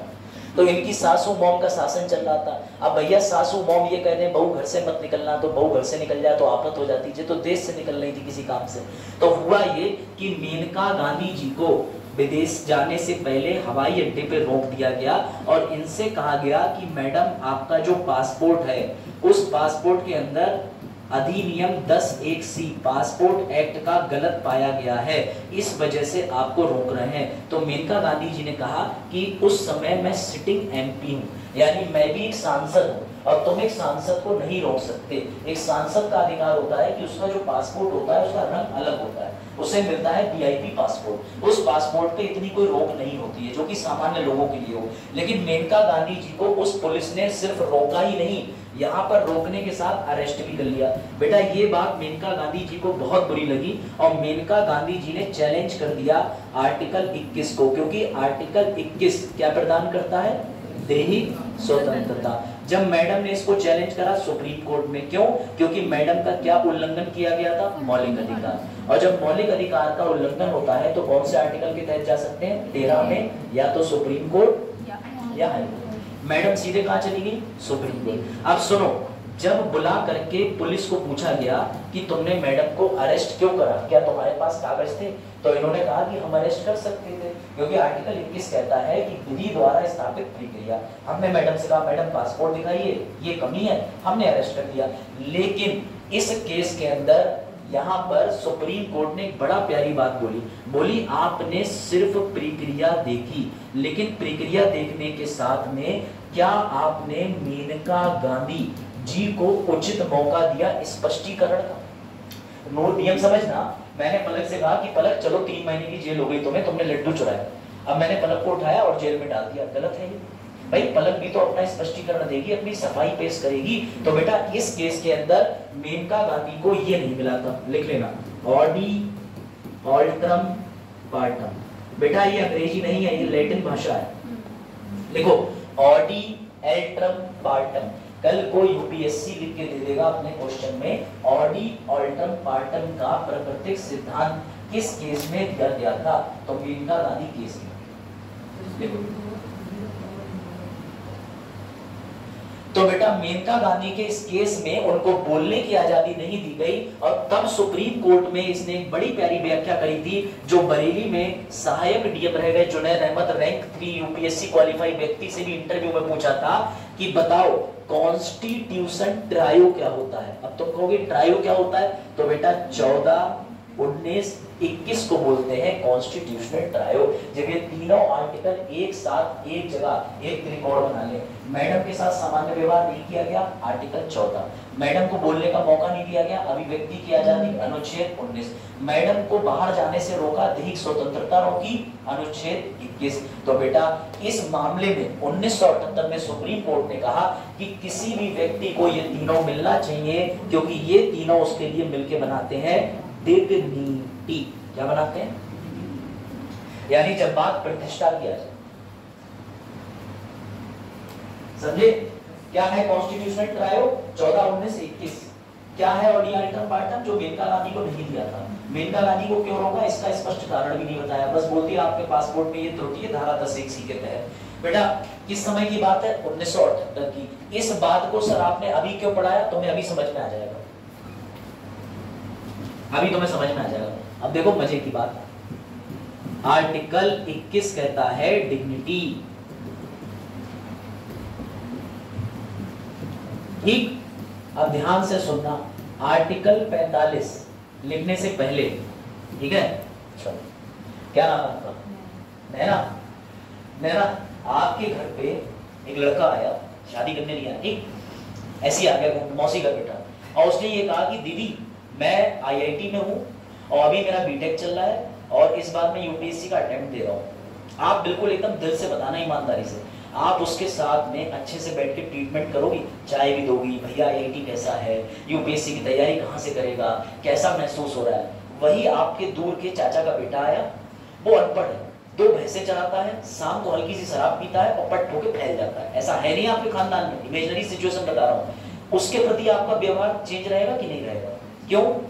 दोनों में अंतर क्या है? क्योंकि वो दारू पीता है। ये तो अंतर है ही है, कब से दारू के पीछे पड़े हैं, पूजा कब से दारू पीछे पड़ी, शैतानी दारू की बात तो करता है। लेकिन ये बताओ कि दारू भी एक बंदे को, चलो वो नहीं पिया उसने, सबसे बड़ा अंतर क्या आ रहा है? यूपीएससी की तैयारी, शिक्षा, यूपीएससी की तैयारी, शिक्षा। और आसान कर देता हूँ, तुम्हारे घर एक आएगा भिखारी, बिल्कुल फटी हालत में, तो कहोगे अरे दूर रहना, कपड़े बेकार है। वहीं तुम्हारे घर एक क्रीम बेचने हार्वर्ड का पढ़ा हुआ लड़का आ जाए कि ma'am this is the most beautiful cream and you are going to become very beautiful, the boys will look upon you, ये क्रीम दुनिया की सबसे अच्छी क्रीम है। तो वो अंग्रेजी बोलेगा तो हो सकता है शिवांशी का बस लाओ क्रीम दे दो, तुमने अंग्रेजी बोल दी, इसका मतलब तुम सही आदमी हो। बेटा समझो बात को, आर्टिकल 45 किसकी बात करता है? शिक्षा की। लेकिन एक लिमिटेशन है, ये है डीपीएसपी, ये है मौलिक अधिकार। इसे तो न्यायालय ले जा सकते हो, क्या इसे ले जा सकते हो? इसीलिए बुद्धिमान वकील ने कितनी कर्री बात लिखी, उसने आर्टिकल 45 जो कि 10 साल के बाद में, यानी 10 साल के अंदर फ्री शिक्षा की बात करता था, इसे कहां नहीं ले जा सकते थे? कोर्ट। तो वकील इतना बुद्धिमान था, उसने आर्टिकल 41 को चैलेंज करा, आर्टिकल 45 को चैलेंज करा और जोड़ दिया 21। क्यों? बोला सर डिग्निटी उसी की जिसकी शिक्षा बेहतर। समझे दिमाग की बात? बना अभी मुझसे कहते हैं कि डीपीएसपी कोर्ट पहुंचा कैसे? सर डीपीएसपी तो आर्टिकल 37 के तहत कोर्ट ले जा ही नहीं सकते, लेकिन उस बुद्धिमान वकील ने आर्टिकल 21 के साथ जोड़ दिया, और जब मौलिक अधिकार का आर्टिकल आ गया तो तुम कहां ले जा सकते हो? कोर्ट ले जा सकते हो। समझे बात को कि नहीं? बताओ, रिपीट कर दो? एक बार रिपीट तो बनता है सर, समझ ही नहीं पाए, बस शिवांशी वाला समझे। आर्टिकल 21 नोट में करना, मेनका गांधी बात, निर्णय कब लिया गया? 1978, आर्टिकल 14, 19, 21। इसमें वर्ड आया प्रतिष्ठा, और प्रतिष्ठा मतलब डिग्निटी। और ये जो डिग्निटी होती है वो व्यक्ति की होती है जितना ज्यादा एजुकेटेड। टीवी डिबेट पर रिक्शे वाले नहीं बुलाए जाते, टीवी डिबेट पर बुलाए जाते हैं बड़े बड़े पीएचडी करने वाले स्कॉलर, प्रोफेसर। क्यों बुलाते हैं? शिक्षा की वजह से। पॉलिटिकल पार्टी ने सुधांशु त्रिवेदी को क्यों लेके रखा है? क्योंकि लखनऊ विश्वविद्यालय के प्रोफेसर है वो। अभ्युदय ने अभिषेक मिश्रा क्यों लेके रखा है? कोई नहीं बोलेगा है? हाँ ये बस, चलो बड़े बड़े संस्थान छोड़े नहीं कर सकते। अब आ जाओ इधर। तो बेटा ये ध्यान रखना, इस चीज को कभी भी चैलेंज किया जा सकता है कोर्ट में, क्योंकि ये क्या है? Fundamental right. आर्टिकल 45 कह रहा था कि भारत में संविधान लागू होने के बाद 1950 में संविधान लागू हुआ, 10 साल के अंदर 1 से 14 वर्ष तक के बच्चों की शिक्षा क्या कर दो? फ्री। लेकिन क्योंकि ये डीपीएसपी था, ये सरकार पर बाध्यकारी तो है, परंतु तुम इसे कहां नहीं ले जा सकते, नहीं ले जा सकते। क्यों? क्योंकि ऐसा कौन कहता है, आर्टिकल 37। बात आई समझ? तो जब तुम इसे कोर्ट ले जा नहीं सकते, और वकील ने बुद्धि लगाई, बोले ऐसे कैसे, डिग्निटी मतलब एजुकेशन, एजुकेशन मतलब मौलिक अधिकार, मौलिक अधिकार का मतलब डीपीएसपी के आर्टिकल को उठा के कोर्ट में चैलेंज कर दो। और यहाँ पर एंट्री होती है मोहिनी जैन मैडम की। पहले ये लिख लिया, नोट करो फटाफट। बेटा कंसेप्ट समझना बहुत जरूरी है। यूपीएससी क्रिस्टल क्लियरिटी मांगता है। अगर तुम डीएम हो तो तुम किसी भी राज्य में जाके घोषणा कर दोगे फ्री शिक्षा, और तुम कहोगे मैं तो मौलिक अधिकार का प्रैक्टिस करा रहा था, तो ऊपर से बैठे सीएम भी कहेंगे वेरी गुड, कोर्ट भी कहेगा वेरी गुड। लेकिन तुमने मदरसे बंद करे, शिक्षा छीन ली, तो फिर सुप्रीम कोर्ट लगा देगा स्टे। बात आई समझ में? लिखो, भले ही राइटिंग टेढ़ी मेढ़ी है, कंसेप्ट तो अच्छा। लिख लिया? एक ही लिखा, बढ़ाओ आगे, फिर समझा दो, ठीक है। अब बेटा ध्यान से सुनना, नाम लिखो मैडम का। मैडम का नाम है मोहिनी जैन, और इन्होंने चैलेंज कर दिया स्टेट ऑफ कर्नाटक का, और तिथि लिखो 1992। अब तुम हमेशा याद रखोगे कि इंदिरा गांधी जी का जो जजमेंट आया था, सॉरी मेनका गांधी का, वो जजमेंट कब आया था, 1978 में। इसमें डिग्निटी वर्ड मिल चुका था, तो पकड़ लिया मोहिनी जैन। अब मजे की बात सुनना, मोहिनी जैन कहां गई, सीधे सुप्रीम कोर्ट। चैलेंज कौन कौन से करे, आर्टिकल 41। तो सर यहाँ पे यूनियन ऑफ इंडिया आना चाहिए। हाँ, पहले कर्नाटका हाई कोर्ट में गई, उसके बाद जाने के बाद यूनियन में गई, लेकिन केस का नाम यही चलता है। अगर आप चाहो तो इसको यूआई लिख दोगे, कोई इशू नहीं, ठीक है। अब ध्यान से देखना, इन्होंने कौन सा चैलेंज करा, 41, 45 और आर्टिकल 21। इसके बेसिस पे कोर्ट जा सकते थे। सर 41 आपने अभी पढ़ाया था, जो किसकी बात करता था, शिक्षा की, वर्क की, पब्लिक असिस्टेंस की। आर्टिकल 45 शिक्षा की ही बात करता था, लेकिन 10 साल में फ्री कर दो। और आर्टिकल 21 किसकी बात करता था, प्रतिष्ठा की। तो बेटा मोहिनी जैन के केस में सुप्रीम कोर्ट ने ये बात क्लियरली मान ली कि मोहिनी जैन मैडम आप बिल्कुल ठीक कह रही हो। और बेटा उसी दिन सुप्रीम कोर्ट ने घोषणा कर दी, आज से शिक्षा बन जाएगी मौलिक अधिकार। जैसे ही बेटा मोहिनी जैन केस में, लिख लीजिएगा नीचे कि मोहिनी जैन केस में, मैं लिख दे रहा हूं, सुप्रीम कोर्ट ने शिक्षा को मौलिक अधिकार मान लिया, मतलब सुप्रीम कोर्ट भी खुश हो गया कि वाह, प्रतिष्ठा से तो जुड़ा हुआ है। इसकी बहस में ना मोहिनी जैन ने बड़ा अच्छी बात कही थी। बोले जज साहब आप जज क्यों है, तो बोले क्योंकि मैंने एलएलबी करी, एग्जाम निकाला। बोली जी हाँ, मैं जज नहीं हूँ क्योंकि मैंने एलएलबी नहीं करी। यानी आपकी जो डिग्निटी है वो किसकी वजह से, शिक्षा की वजह से। तो जज साहब का दिमाग हो गया, बोले ओ माय गॉड, मीरा से ज्यादा तेज मोहिनी, मीरा भी तो।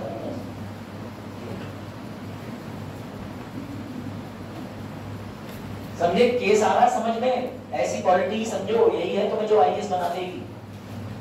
लेकिन सिर्फ एक ही विषय से आईएएस नहीं बनोगे, बाकी विषय में भी ढंग से पढ़ लेना। हाँ, सिर्फ 2 विषय से बनेंगे। पर्यावरण भी पढ़ाता था, इस बार नहीं दिया पर्यावरण, ज्यादा हो जाना। अब सुनो ध्यान से, सुप्रीम कोर्ट का तो कुछ जान ही रहा था, उसने मोहिनी जैन केस में बोल दिया कि भैया शिक्षा मौलिक अधिकार में डालो। लेकिन बेटा इधर तो त्राही मच गई, और ऐसी त्राही मच गई कि वापस से 1993 के अंदर एक केस चैलेंज हुआ, जिसमें फिर से चैलेंज हुआ आर्टिकल 21, आर्टिकल 45, आर्टिकल 41। यानी मोहिनी जैन केस को उठा के जस्ट अगले ही साल चैलेंज कर दिया, और उसका नाम था जे.पी. उन्नी कृष्णन। ठीक है, ये ऐसे लिख लो केस। ठीक बेटा, जे.पी. उन्नी कृष्णन केस चैलेंज हुआ 1993 में, और इसमें सुप्रीम कोर्ट ने मजबूरी में आके ये बोल दिया कि हम शिक्षा को मौलिक अधिकार नहीं मान रहे, लेकिन शिक्षा के अधिकार को 10 साल में लागू करना था, यानी कि 1960 तक। और अब कितने हो गए, 43 साल हो गए आगे, और तुम अभी तक फ्री शिक्षा कर ही नहीं पाए। तो बेटा ये बात का दुख इतना ज्यादा हुआ कि इस केस के बाद तत्कालिक सरकार ने पास करा 86वां संविधान संशोधन। और कब पास करा, 2002 में। और मुबारक हो, तुम्हारे आर्टिकल 21 में एक और बच्चा जुड़ गया जिसका नाम था आर्टिकल 21। अब समझे पूरी कहानी? क्रिस्टल क्लियर हुआ कि नहीं? तभी मैंने कहा, और यही प्रश्न, इतनी स्टोरी एक आईएएस के दिमाग में होनी चाहिए। लांसी ध्यान दो, क्योंकि मेंस में क्वेश्चन आया है, कैसे लिख लोगे जब तक तुम्हें यहाँ बैठ के टीचर बताएगा। मैं तुमसे कह दूं आसमान में तारे दिखते हैं, हाँ बेटा ट्रिक बनाओ, तारे तारे हो गए सब न्यारे, बस आगे बढ़ जाओ। मैंने देखा है वनडे एग्जाम में टीचर ट्रिक बनाते, समझ आता है, जरूरी है। मेंस में और यूपीएससी में ट्रिकों का कोई काम ही नहीं, कंसेप्ट का ही काम। ये ध्यान रखना। उन्नी कृष्णन केस में चैलेंज कर दिया गया, और फिर उन्नी कृष्णन केस के बाद सरकार को अकल आई, सरकार ने संविधान में संशोधन करा और डाल दिया अनुच्छेद 21 के अंदर 21, जो क्या कहता है। अब देखो तुम में से कितने शार्प लोग हैं, बताओ जरा, कितने वर्ष तक के बच्चों की शिक्षा फ्री है? 14। अच्छा 6 से 14 और हाँ 1 से 14 और 1 से 18 के लिए क्या? हाँ बस सर आर्टिकल में तो इतना लिखा हुआ था, तो बेटा ध्यान देना, यहाँ पर 1 नहीं आएगा, लेकिन इस 14 की जगह 18 आ सकता है। कब? ये किसी को नहीं पता, मैं बता रहा हूँ। आरटी एक्ट में लिखा है दिव्यांग बच्चों को 4 साल की छूट है।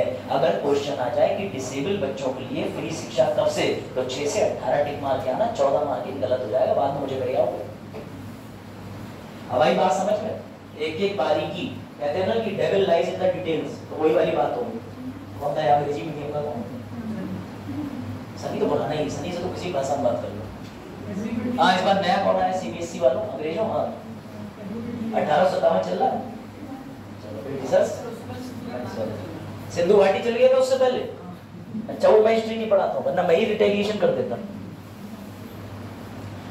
लिखा 86वां संविधान संशोधन। सर इस 86वें संविधान संशोधन के बाद भी एक दुख भारत में आ गया। कैसे? पहले समझना, इस संवैधानिक संशोधन से प्रभाव जो पड़ा वो इस पे पड़ गया, इस पे पड़ गया, और एक चीज और है जिसे कहते हैं मौलिक कर्तव्य, फंडामेंटल ड्यूटी के अंदर 51 में 11वीं ड्यूटी जोड़ दी। बताऊं अब सुनना। लेकिन लेकिन लेकिन लेकिन लेकिन 2002 में सरकार इतनी मजबूत नहीं थी कि वो शिक्षा को पूर्ण तरीके से फ्री कर सके। तो बेटा ये 2002 का जो संशोधन था वो 2003 में सस्पेंड कर दिया। सस्पेंड वर्ड पकड़ो, क्या बोला मैंने? बिटिया की शादी मैं इस साल नहीं कर रहा हूं, सस्पेंड कर दे रहा हूं 4 साल बाद। क्या मैंने ये बोला कि बिटिया की शादी डिलीट कर दी? तो मैंने क्या बोला? सस्पेंड। सस्पेंड का मतलब कि 2003 में हमने ये बोल दिया कि अभी हम निःशुल्क शिक्षा की तरफ कदम नहीं उठा पाएंगे, क्योंकि अभी बिटिया की शादी नहीं करनी, बिल्डिंग है ही नहीं, पैसा है ही नहीं। समझ में आई बात? तो वर्ड कौन सा है? सस्पेंड। सस्पेंड लिख लेना। 2003 में 86वां संविधान संशोधन कर दिया सस्पेंड, यानी कि उसका कर दिया निलंबन। वर्ड के साथ खेलना सीखो। मेंस आंसर राइटिंग में शब्दों से ही खेलेंगे। कुछ समय के लिए रोक देना। Very good. क्या नाम है तुम्हारा? अरे गूंगे हो। अरे करण तो अच्छा लड़का है ना, अच्छे बच्चों को ज्यादा परेशान करा जाता है। हाँ भाई इधर मीरा, समझ आ रहा सब? अरे क्या नाम है? माधुरी। हमारी मम्मी की फेवरेट माधुरी दीक्षित। काजोल भी थी, कर रही है। काजोल कौन है? हाँ लोगों को सब पता है? चलो इधर देखो। अब सुनो ध्यान से, एक और ट्विस्ट आने वाला है इसमें। अब सुनिए ध्यान से। हुआ ये कि 2003 के बाद तो ये बैठ गए, लेकिन बेटा दोबारा से गवर्नमेंट पे प्रेशर फिर से पड़ गया, और फाइनली इन्होंने 2002 के सस्पेंशन को कब हटाया? मुबारक हो, 2009 में बना दिया गया RTE, राइट टू एजुकेशन, अधिकार। और मुबारक हो, यही वो अधिकार है जो तुम्हारे घर में इनकी नौकरी खा गया। समझे? यही वो काला कानून है जो शिक्षा मित्रों की नौकरी पे अकाल उनके टूट पड़ा, और उन्हें 10,000 की तनख्वाह में इतने बुरे दिन आ गए कि इनकी जो शिक्षा मित्र है पेमेंट नहीं हुआ। और ये पीछे आपका चंदोई रोड जो है वहां पर पुल पड़ता है, ठीक है, वहां पर एक शिक्षा मित्र को साइकिल चुरानी पड़ी, उससे आजीविका चलानी पड़ी। अखबार में निकला। तो बेटा शिक्षा मित्रों की नौकरी खाने वाला ये रहा अधिनियम, ये रहा ये। इसी अधिनियम के बेसिस पे 2000 करीब 15 या 16 की बात होगी, जब वो ऑर्डर लेके आए थे, उन्होंने सभी शिक्षा मित्रों को हटा दिया। 14 की बात थी जब सरकार आई। तो आज की डेट में सर कहां-कहां देखने को मिलेगा? आर्टिकल 21 के ए में, आर्टिकल 45 में साफ साफ लिख दिया 6 से 14 वर्ष की शिक्षा कंपलसरी और दिव्यांगों की 18 वर्ष की कंपलसरी। और सर आर्टिकल 51 के ए जो कि मौलिक कर्तव्य की सूची में आता है, उसके अंदर 11वां प्रिंसिपल डाल दिया, जिसमें लिख दिया अपने बच्चों को अम्मा बाप जरूरी रूप से पढ़ाएंगे। समझ में आया या नहीं? टाइमलाइन बनवा दो इसकी। सर पता ही नहीं कौन सी टाइमलाइन होती है, लो हम बनवा दें। लिखो मेरी तरह लिखो। सबसे पहले लिखो आर्टिकल 45, उसके बाद आगे ऐसे गैप देके लिखो 6 to 14 years और ऐसे करके लिखो 10 वर्ष, ठीक। परंतु इसके आगे लिखना DPSP, नो कोर्ट, कोर्ट नहीं ले जा सकते, हिंदी अंग्रेजी दोनों में लिखूंगा। इसलिए आर्टिकल 21 में वर्ड का प्रयोग करा प्रतिष्ठा, और ये कौन से केस से लिया गया था? मेनका गांधी 1978 का केस था। इसमें मेनका गांधी का एक ट्रायो निकल के आया था 14, 19, 21। प्रतिष्ठा वर्ड को उठा करके चैलेंज कर दिया। केस का नाम लिख लेना मोहिनी जैन, वर्ष 1992। चैलेंज कौन कौन से आर्टिकल करे थे? तो भैया चैलेंज करे थे आर्टिकल 41, 45, 21। और लिख लेना ये DPSP है, ये फंडामेंटल राइट है। उसके बाद में इस बाद का निर्णय निकला था कि क्या करा था, तो सुप्रीम कोर्ट ने बोल दिया कि शिक्षा को जोड़ दो फंडामेंटल राइट से। पहले इतनी टाइमलाइन बनाओ, ये आसान रहेगी ना, इससे याद रख पाओगे। लिखते चलो। देखो राइटिंग मेरी ऐसी है, बोर्ड पे बढ़िया आती थी। जब मैं बोर्ड पे पढ़ाता था गंदी आती थी, तो मैं कहता था स्मार्ट बोर्ड पे अच्छी है। तब वकील था, मैं कभी अच्छी नहीं आती, ऐसे ही नहीं मेंस क्वालीफाई हो जाते हैं हर बार। जी आ गया, चलो।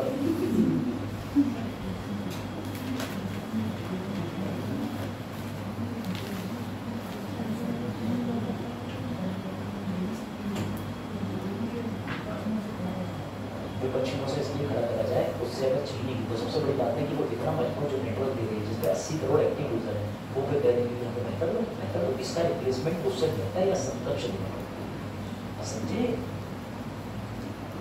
हाँ भाई लिखा इतना, फिर आगे इसके लिख दे रहा हूँ। सुप्रीम कोर्ट में बात, फिर अगला केस हो गया, ये टाइमलाइन यहाँ से जारी है। उसके बाद अगला केस कौन सा हुआ भैया बताओ? उन्नी कृष्णन। हाँ ये केस तो अच्छा है। ये उन्नी कृष्णन बात कब हुआ? 1993। इसमें सुप्रीम कोर्ट ने कह दिया कि हम मौलिक अधिकार की छूट दे रहे हैं, लेकिन आपको इसे मौलिक अधिकार आगे चल के बनाना पड़ेगा।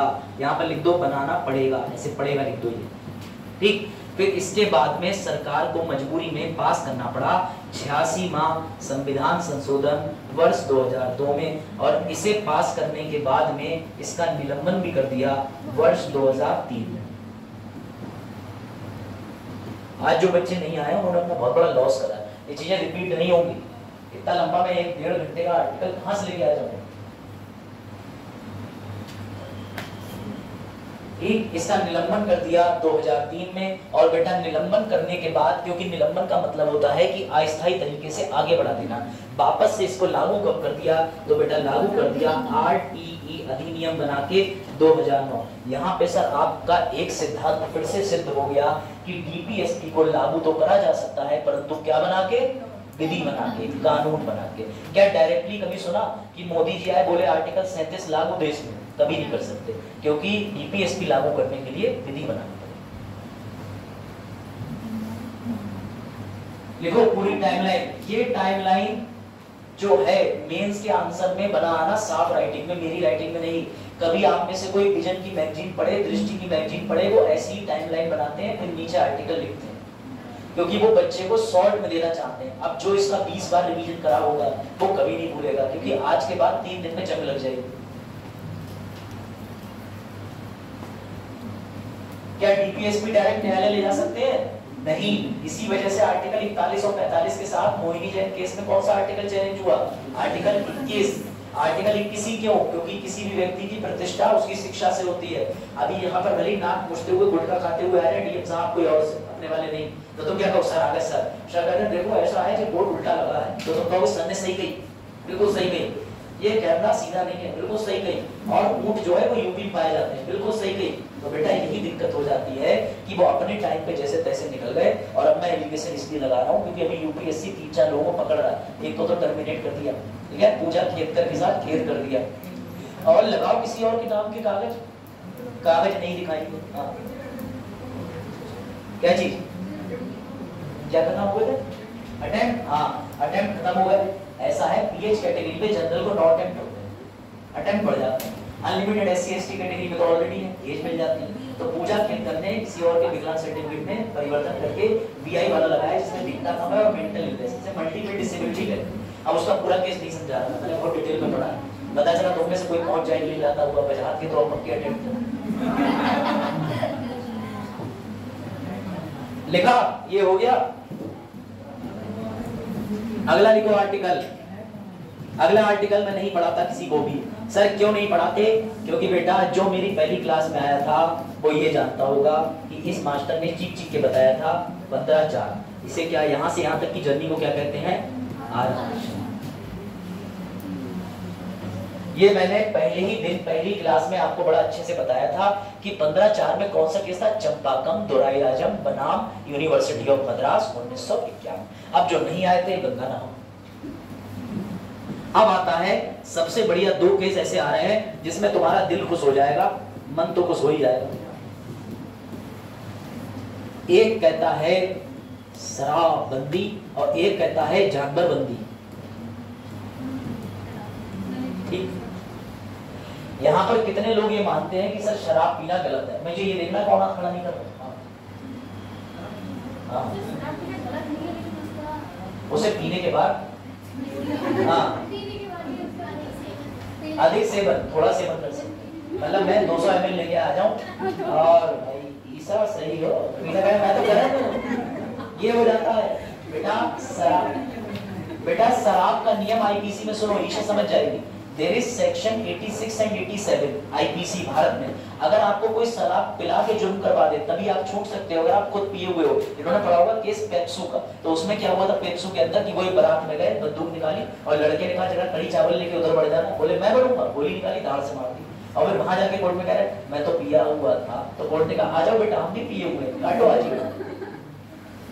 तो लॉ अभी तो खैर क्लासेस ही नहीं शुरू हो रही है, वरना लॉ का एक अलग ही डायमेंशन। अब सुनो ध्यान से, आर्टिकल 47 कहता है थोड़ी थोड़ी पिया करो, गाना है ठीक है पंकज उदास का, ये कहता है कि भैया इंटॉक्सिकेशन अलाउड है। क्यों अलाउड है? क्योंकि मेडिकल ड्रग्स में जरूरत पड़ती है।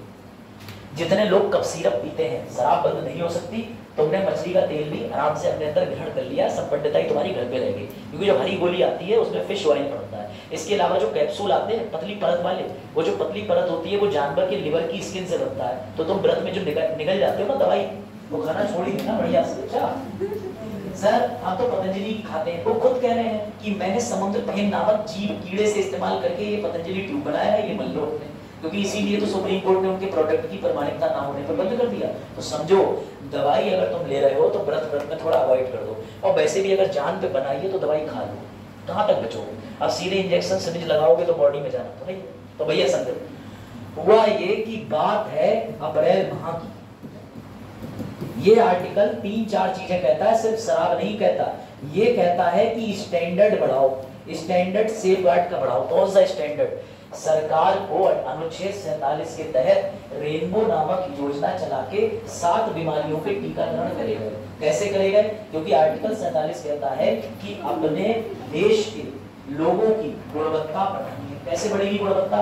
जब तुम उन्हें अधिक से अधिक पेंशन दो, अधिक से अधिक दवाइयां बांटोगे जो काम की है, खसरा खतौनी नहीं, समझ गए?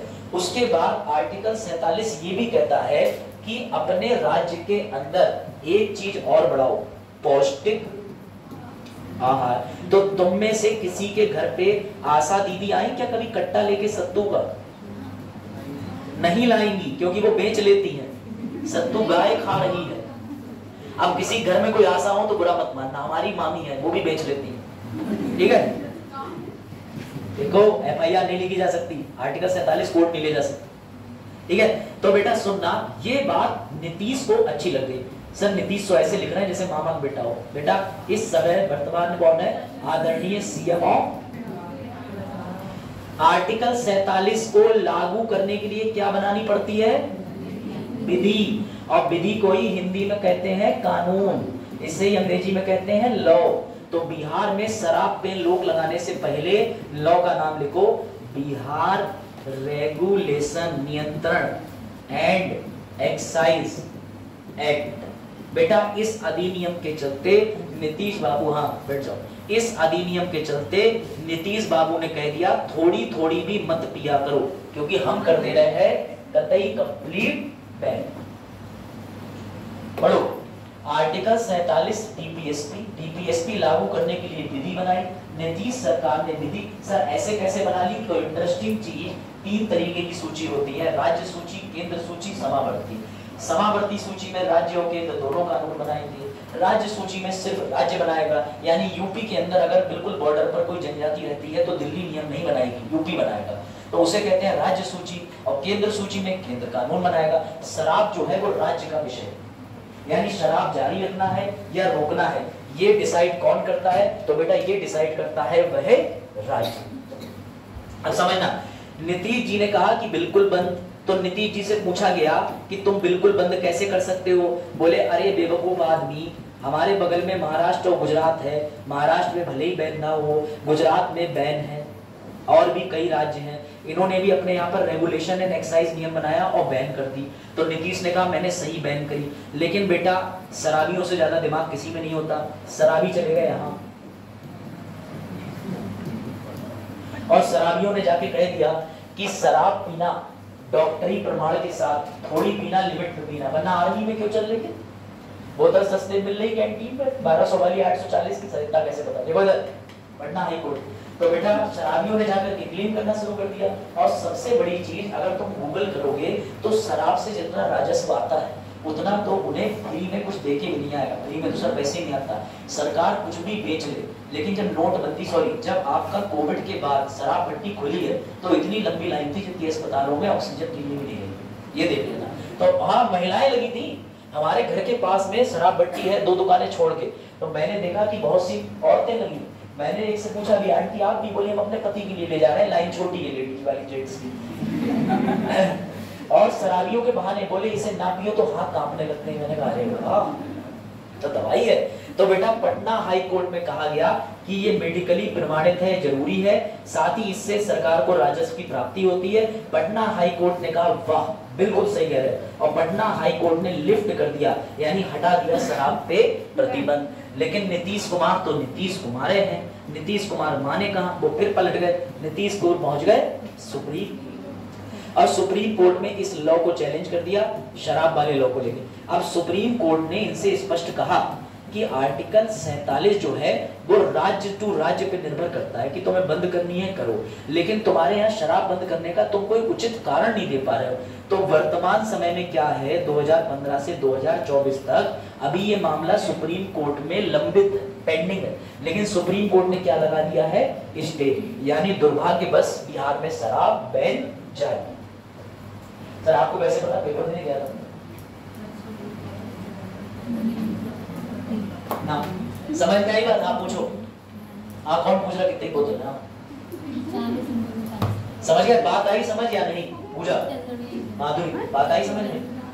बेटा मैं फिर से रिपीट कर दे रहा हूँ, बिहार ने शराब बैन लगाया आर्टिकल 47 का प्रयोग करके, उसके लिए उसे क्या बनाना पड़ा, कानून, बिहार रेगुलेशन एंड एक्साइज, इसका प्रयोग करके शराब बंद करी, हाई कोर्ट में चैलेंज कर दी, हाई कोर्ट ने बैन हटा लिया, सुप्रीम कोर्ट ने उस बैन को यथायथ लगा दिया। अब सुनो मजे की बात, अब तुम कहोगे अरे वाह सर नीतीश सरकार तो जीत गई, नहीं, अभी हाल ही में सुप्रीम कोर्ट में फिर से याचिका गई है बिहार के सचिव की, और पता है क्या कह रहे हैं, कह रहे हैं सर शराब चालू कर दो। क्यों? क्योंकि बिहार को हो गया जीएसटी घाटा, शराब इकोनॉमी डुबा दे रही बिहार की, ये वास्तविकता है। तो देख रहे हो शराब बंद कभी नहीं हो सकती।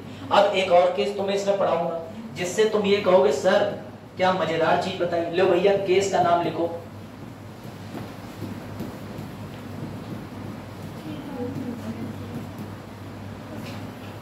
ये है ईशा का घर। ठीक, ईशा अपने घर में एक दिन बैठ के पढ़ रही थी आईपीसी, सीआरपीसी, कॉन्स्टिट्यूशन, लॉ।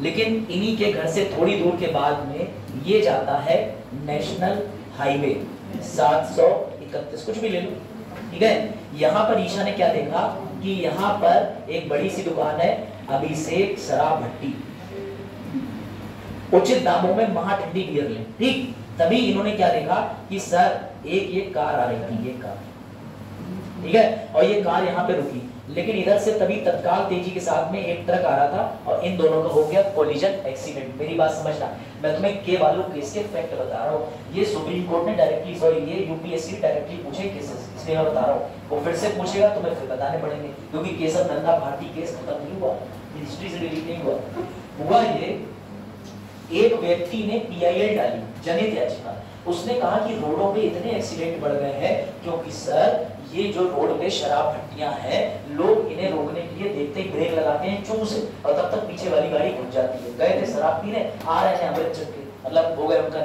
स्वर्ग पहुंच गए सीधे। सुनना, सुप्रीम कोर्ट ने कहा ईशा यू आर राइट, तुम बिल्कुल ठीक कह रही हो। और तब सुप्रीम कोर्ट ने ज्यादा ज्ञानवर्धक बन के नियम क्या निकाला, समझना जरा ध्यान से। ये है सड़क, नेशनल हाईवे।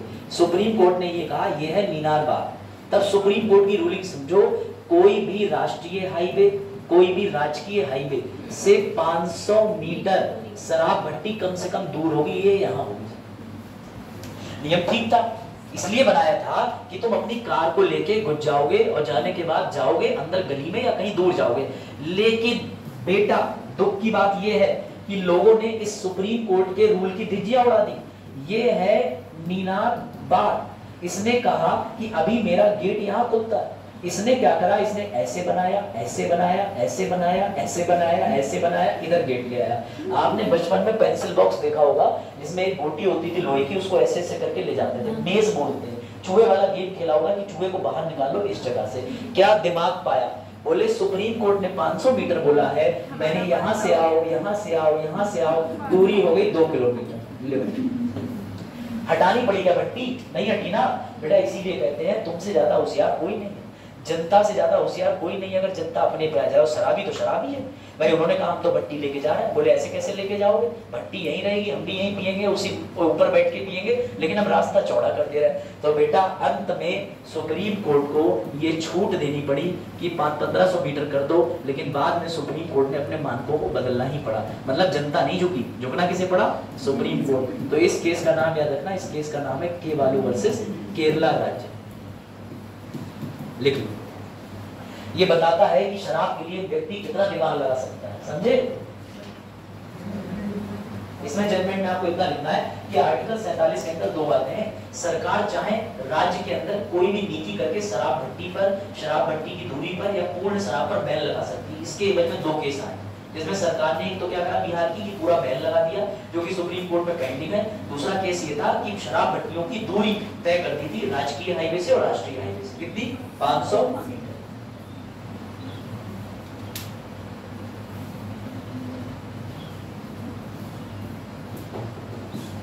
हाँ भाई, तो एक दिन मेरे पास फोन आया पलक का, और पलक ने पूछा सर आपको पता है मुहर्रम पे, ईद पे, इनफैक्ट मेरे घर में पड़ोस में एक फैमिली रहती है, उनका जब मन करता वो गाय काट के खा लेते हैं। सर आपको दुख नहीं होता गाय कटने? मैंने कहा नहीं बेटा मुझे दुख नहीं होता। बोली क्यों? मैंने कहा हम वकीलों के अरमान मर जाते हैं, हमें सब चीज व्हाइट और ब्लैक दिखाई देती है, क्योंकि सफेद कागज पे जो काली विधि छपी उसमें लिखा है तुम्हारे पापा हैं तो है, उसमें लिखा है नहीं तो नहीं, सीधी बात है। समझो, लॉ भारत के अंदर चलता है रूल ऑफ लॉ, विधि का शासन। अगर जो बात विधि ने लिख दी उस बात को कोई नहीं काट सकता, वही राजा है, वही रंग का, सब कुछ वही है, समझना। तो जब इन्होंने दोबारा पलक ने मुझसे क्वेश्चन पूछा तो मैंने कहा चलो पलक एक काम करते हैं, गाय से ही पूछ लेते हैं। तो पलक बोली सर गाय से ही पूछ लेते हैं? मैंने कहा हाँ बेटा अब हमें गाय से ही पूछना पड़ेगा। और तब हमने गाय से करी प्रेस कॉन्फ्रेंस कि गाय गाय तुमको क्यों काट देते हैं? तो गाय ने कहा मेरे को क्या पता, मेरे से क्यों पूछ रहे हो, पूछो उससे जो मुझे काट के खाता है। तो बेटा अब सवाल आता है अनुच्छेद 48 पे, और अनुच्छेद 48 कहता है साफ सीधी बात कि किसी भी तरीके का एनिमल का काउ स्लॉटर नहीं करना चाहिए। जरा एक बार इसे पढ़ लो ताकि तुम्हें समझ आ जाए ये आदमी बोलना क्या चाह रहा है।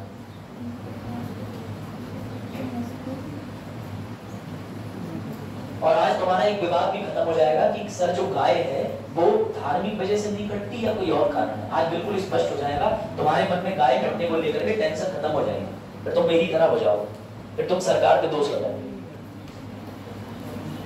ठीक समझो, मैं तुम्हें एक्सप्लेन कर दे रहा हूँ, मुझे पता है, बहुत अच्छे से पढ़ लिया तुमने। चलो ठीक, अब ध्यान से सुनो। सर ये काऊ है, इसके स्लॉटर का मामला है, स्लॉटर समझना। एक दिन उठा के उत्तर प्रदेश ने कर दिया गाय पर पूर्ण रूप से प्रतिबंध, समझना ध्यान से। तभी अचानक सुप्रीम कोर्ट में एक व्यक्ति पहुंच गया जिसका नाम था हनीफ कुरैशी। क्या नाम था? समझ के चलना, ये केस है Hanif Qureshi case is a very landmark judgment. अभी कांवर यात्रा चल रही है, यूपीएससी सितंबर में मेंस लेगा, तुम्हें ये ना कोई हनीफ कुरैशी का केस देखने को मिलेगा 100%।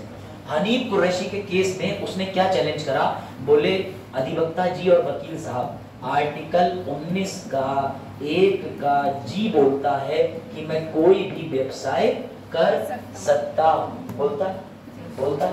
उसने कहा कि मैं हूं कुरैशी, और कुरैशी अब से नहीं, जब से इस्लाम धर्म आया है, Qureshi are known for cutting and selling, मतलब वो जानवरों की यही करते हैं क्रूरता, उनके जो भी क्रूरता तो नहीं, बेचना और खाना जो भी हो। ठीक, तो बेटा हनीफ कुरैशी का ये केस चैलेंज था जो कि बिहार राज्य की बात थी। अब इसमें सुप्रीम कोर्ट को व्याख्या करनी थी कि गाय पे प्रतिबंध लगाया जाए या गाय पे प्रतिबंध नहीं लगाया जाए।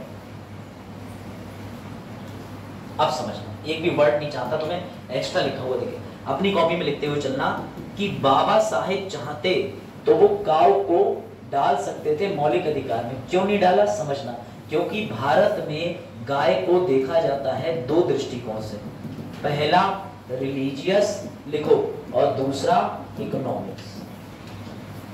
ध्यान से समझना, हनीफ कुरैशी केस में सुप्रीम कोर्ट ने क्या बोला, सबसे पहले बोला कि गाय को देखा जाता है 2 दृष्टिकोण से, पहला है धार्मिक, दूसरा है इकोनॉमिक। बोले अगर मैं धार्मिक तरीके से गांव पे बैन लगा दूंगा तो भारत कैसा है, भारत पंथ निरपेक्ष देश है, एक धर्म बुरा मान जाएगा। और ये जो लोग बैन लगवा रहे हैं सर, हर अगले दिन सुप्रीम कोर्ट में करोड़ों लोग आके केस लेके खड़े हो जाएंगे कि इसने गाय काटी, मौलिक अधिकार का हनन, इसने गाय काटी, मौलिक अधिकार का हनन। दूसरी बात सुप्रीम कोर्ट ने कहा कि गाय की इकोनॉमिक वैल्यू भी है। सर कैसी इकोनॉमिक वैल्यू? बेटा सबसे बड़ा सोर्स है मीथेन का, गोबर गैस प्लांट, ठीक है, और ये सब तो सेकेंडरी है, सबसे बड़ा सोर्स किसका है? मिल्क का। अब सुप्रीम कोर्ट के सामने दुविधा आ गई, और देखना सुप्रीम कोर्ट के जज ने क्या निर्णय दिया, काबिले तारीफ ही कहूंगा मैं तो। सुप्रीम कोर्ट ने धर्म के हिसाब से तो बिल्कुल छोड़ दिया और बोला कि बिल्कुल आप ठीक कह रहे हो, हमें गाय का संरक्षण करना चाहिए, इसीलिए उसने आर्टिकल एक बार 48 की रीडिंग फिर से आप कर लो, फिर से करो, फिर से पढ़ो, ध्यान से पढ़ना, बहुत अच्छे से पढ़ना।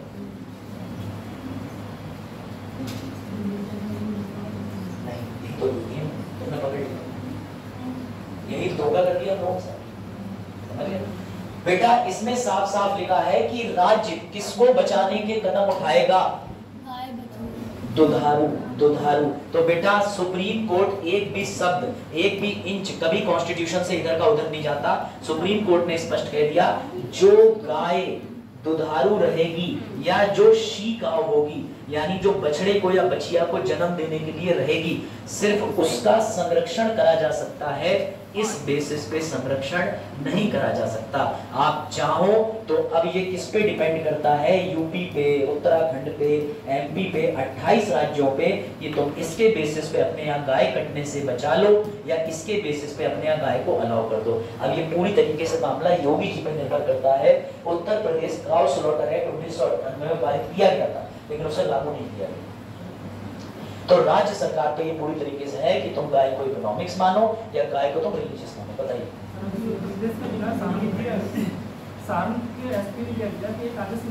ठीक है, जिसके तहत व्यापारी लोग हैं वो अपना नाम लिखेंगे, दुकान पे अपना नाम रखेंगे, ठीक है, बताओ, अच्छा बता रहा हूं। क्या इसमें आपको नहीं लगता किसी विशेष धर्म के व्यापारियों को बायकॉट करने का कहने में चांस मिलता होगा? मैंने, हाँ आप बिल्कुल सही कह रहे हो, ठीक है बेटा जहां जहां पर खासकर सहारनपुर के अंदर पहली बात तो ये ऑर्डर सुप्रीम कोर्ट पक्का क्वेश्चन करेगा, आप लिख के दे दीजिए। और ये बिल्कुल आर्बिट्री है, किसी एक जाति धर्म को लेकर के असमानता व्यवस्था करना। तर्क सुनिए, तर्क ये दिया गया है कि कांवड़ यात्रा के दौरान लिख दिया कि आइए जलसा होटल। अब जलसा से पता नहीं चल रहा, कुछ हिंदू कांवड़िया खाने चले गए, बाद में पता चला अरे ये तो मुसलमान का निकला। भैया पूछ के चले जाओ या वो बता देंगे। लेकिन अब ये क्या ऑर्डर हो गया कि तुम ठेले पे हर जगह लिखवा रहे हो असलम फ्रूट वेंडर, असलम चाय की दुकान। तो इस पर आपत्ति उठेगी और मैं इसकी पूर्णतः निंदा करता हूँ। आपकी वर्सेस ये राज्य का काम ये तो नहीं है, कभी नहीं है बेटा। ये जो राज्य ने करवाया है ये राज्य के अंदर दिखाता है अराजकता। और ये पता है कैसे सुप्रीम कोर्ट में चैलेंज होगा? आर्टिकल 14, आर्टिकल 15, आर्टिकल 19(1) का जी, क्योंकि व्यवसाय करने पर समस्या खड़ी है। और इसमें निजता का भी हनन है अनुच्छेद 21 में कि अपना नाम बताए कि ना। आप समझ गए? ये बड़ा अच्छा करंट अफेयर में कहा, क्योंकि कृष्णपाल भी मेरी तरह था हिंदू पढ़ते हैं, मुझे विश्वास है। गुड। अब सुनो अगला केस सुनो। हनीफ कुरैशी चले गए, ले भैया फिर आ गए मोतीलाल कुरैशी। ये आए गुजरात में, सेम बात सोशल, यही सुप्रीम कोर्ट ने कह दी, सेम बात इनके में कह दी बेटा। और सुप्रीम कोर्ट ने भी साफ कह दिया कि गाय अगर कटना बंद कराना है तो ये तुम्हारे राज्य पे डिपेंड करता है कि वो धार्मिक मामले में रखे या आर्थिक मामले में रखे। यानी 2 बार एक ही बात सुप्रीम कोर्ट ने रिपीट कर दी। समझ गए? तो गाय कटाने को लेके खुद को मत कोसना, किसी को मत कोसना। सरकार चाहे तो आज ही बंद कर सकती है, पर सरकार नहीं बंद करेगी। बोल रहे समझ गए? चलो एक और आर्टिकल है इसी में सर, आर्टिकल 48 का है। कुछ नहीं हुआ, ये था कि इंदिरा गांधी 1972 में स्टॉकहोम सम्मेलन में गई थी। सम्मेलन में बड़ी बड़ी फेंक आई कि ऐसा कर देंगे वैसा कर देंगे, कर कुछ पाई नहीं। उनके उस समय पर पीए थे रामदेव मिश्र, जो जाने जाते हैं भारत में पर्यावरण के जनक। तो बेटा उन्होंने कागज तैयार करके दिया। जब ये लौटी तो दबाव पड़ा, तो दबाव में इन्होंने क्या करा कि 42वां संविधान संशोधन जो कि 76 में करा था, उसमें डाल दिया अनुच्छेद 48(a) कि अपने पर्यावरण के लिए संरक्षण करोगे, बचाओगे, पर्यावरण का गलत प्रयोग नहीं करोगे। लेकिन इंडिया बहुत पीछे है पर्यावरण की रेटिंग, ये ध्यान। ठीक, अब आ जाओ। सर पर्यावरण तो हमारा आर्टिकल 21 में भी आ सकता है। बिल्कुल सही, आप जो बात कह रही हो आर्टिकल 21 में, उसमें है राइट टू एनवायरनमेंट, अच्छे पर्यावरण में रहने का अधिकार। लेकिन सरकार पर जो दबाव डालता है नीति बनाने के लिए, वो आर्टिकल 48 का। ठीक है, अब आ जाओ आर्टिकल 49 पे। आर्टिकल 49 क्या कहता है बताओ भैया, कोई बताएगा? अच्छा, पर्यावरण वाला हो गया 48 से। इसको कब डाल दिया था? 76 में संविधान संशोधन। ये सबसे अच्छा है, ये तो मुझे फोटो ही दिखाना चाहिए। लो देखो, जब मैं लखनऊ पहली बार गया LLM करने, तो लखनऊ में भूल-भुलैया में मैं गया, वहां लिखा था अपने नामों को अवॉइड करना, सुमित लक्ष्मी।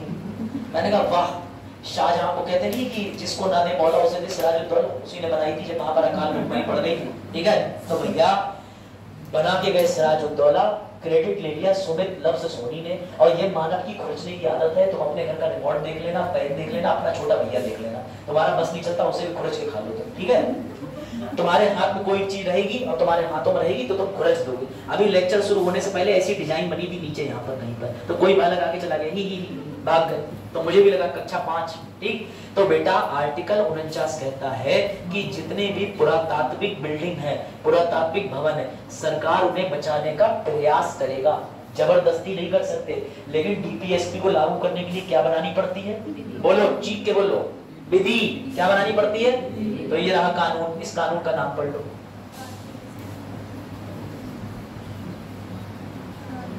क्या नाम है कानून का भैया? पुरातात्विक स्मारक और पुरातात्विक स्थल और विशेष अधिनियम 1958 एक कानून है जिसके तहत प्राचीन इमारतें बचाई जाएगी। कहाँ लिखा है? आर्टिकल 49। कोई दिक्कत? तो भैया अब तुम अगर गौरी शंकर गए और तुमने वहां खुर्चा अभिषेक लफ्ज फला फला फला, तो समझ लेना पहुंच जाऊंगा मैं। ठीक, बोले सर हमारा प्यार अमर है, क्लास में ना सही यहाँ सही। बेटा जेल होगी जेल। ठीक, अब ये पढ़ लो आर्टिकल 50। ये आर्टिकल 50 मैं तुम्हें तब पढ़ाऊंगा जब मैं ये पढ़ाऊंगा। आर्टिकल 50 बात करता है न्यायपालिका, और याद रखना एग्जीक्यूटिव कार्यपालिका हमेशा अलग रही। अब इसमें कुछ काबिल ये समझाने लगते हैं डायरेक्ट बच्चों को डेमो वेमो में NJSC कि देखो ऐसा था, 99वां संविधान संशोधन कर दिया था, मिश्रा जी की जान पहचान होगी तो मिश्रा जी की सेटिंग हो जाएगी, मतलब ऐसा लोग कह सकते हैं। ठीक है, करण तुमने भी इतनी शर्ट परवेश के यहाँ सिलवाई टेलर के यहाँ से? अच्छा तुम्हारी मैच तो पूछ रहे थे ना पीली लीग में टेलर का। चलो देखो इधर मैं कुछ, तो ध्यान से सुनना। देखो बेटा होता क्या है कि कार्यपालिका और विधायिका दोनों में अंतर है। जो कार्यपालिका होती है वो विधायिका के काम नहीं कर सकती और विधायिका न्यायपालिका का काम नहीं कर सकती। लेकिन यहाँ पर स्पष्ट तौर पे बोला गया है जेई, और बेटा ये इतना खतरनाक है कि 2014 के अंदर एनजेएसी बनाया गया था, उसको ये पूरा निगल गया। कई सारे लोग बताते हैं कि कॉलेजियम प्रणाली क्या है, मैं तुम्हें अभी बिल्कुल नहीं बताऊंगा, पूरा 1.5 घंटे का क्लास करेंगे इस पे। ऐसे कैसे हपाम बता दूं कि सुप्रीम कोर्ट में जात पहचान की बेसिस पे बना लेते हैं एनजेएसी के अपने तरह। बस 2 मिनट, लास्ट आर्टिकल है आर्टिकल 51, समझना। अमेरिका ने बोला कि सर संयुक्त राष्ट्र ने निकाले हैं सोशल और इकोनॉमिकल राइट्स, आप इसको अपने देश में लागू कर लो। संयुक्त राष्ट्र अंतरराष्ट्रीय संधि, अंतरराष्ट्रीय मित्रता के एवज में करे गए समझौते तुम कैसे भारत के संविधान पे लागू कर सकते हो? तो लागू करने के लिए जिम्मेदार है अनुच्छेद 51। पढ़वा देता हूं, सीधे कॉन्स्टिट्यूशन की रीडिंग भी मान लिया करो एक बार। हाँ यही ना 50 के बाद ही आया।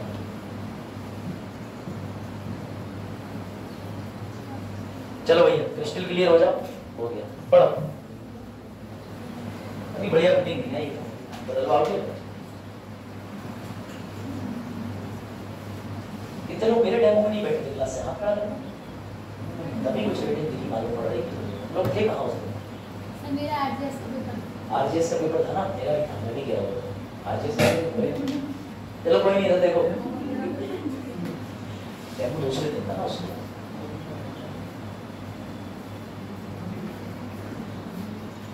एक 40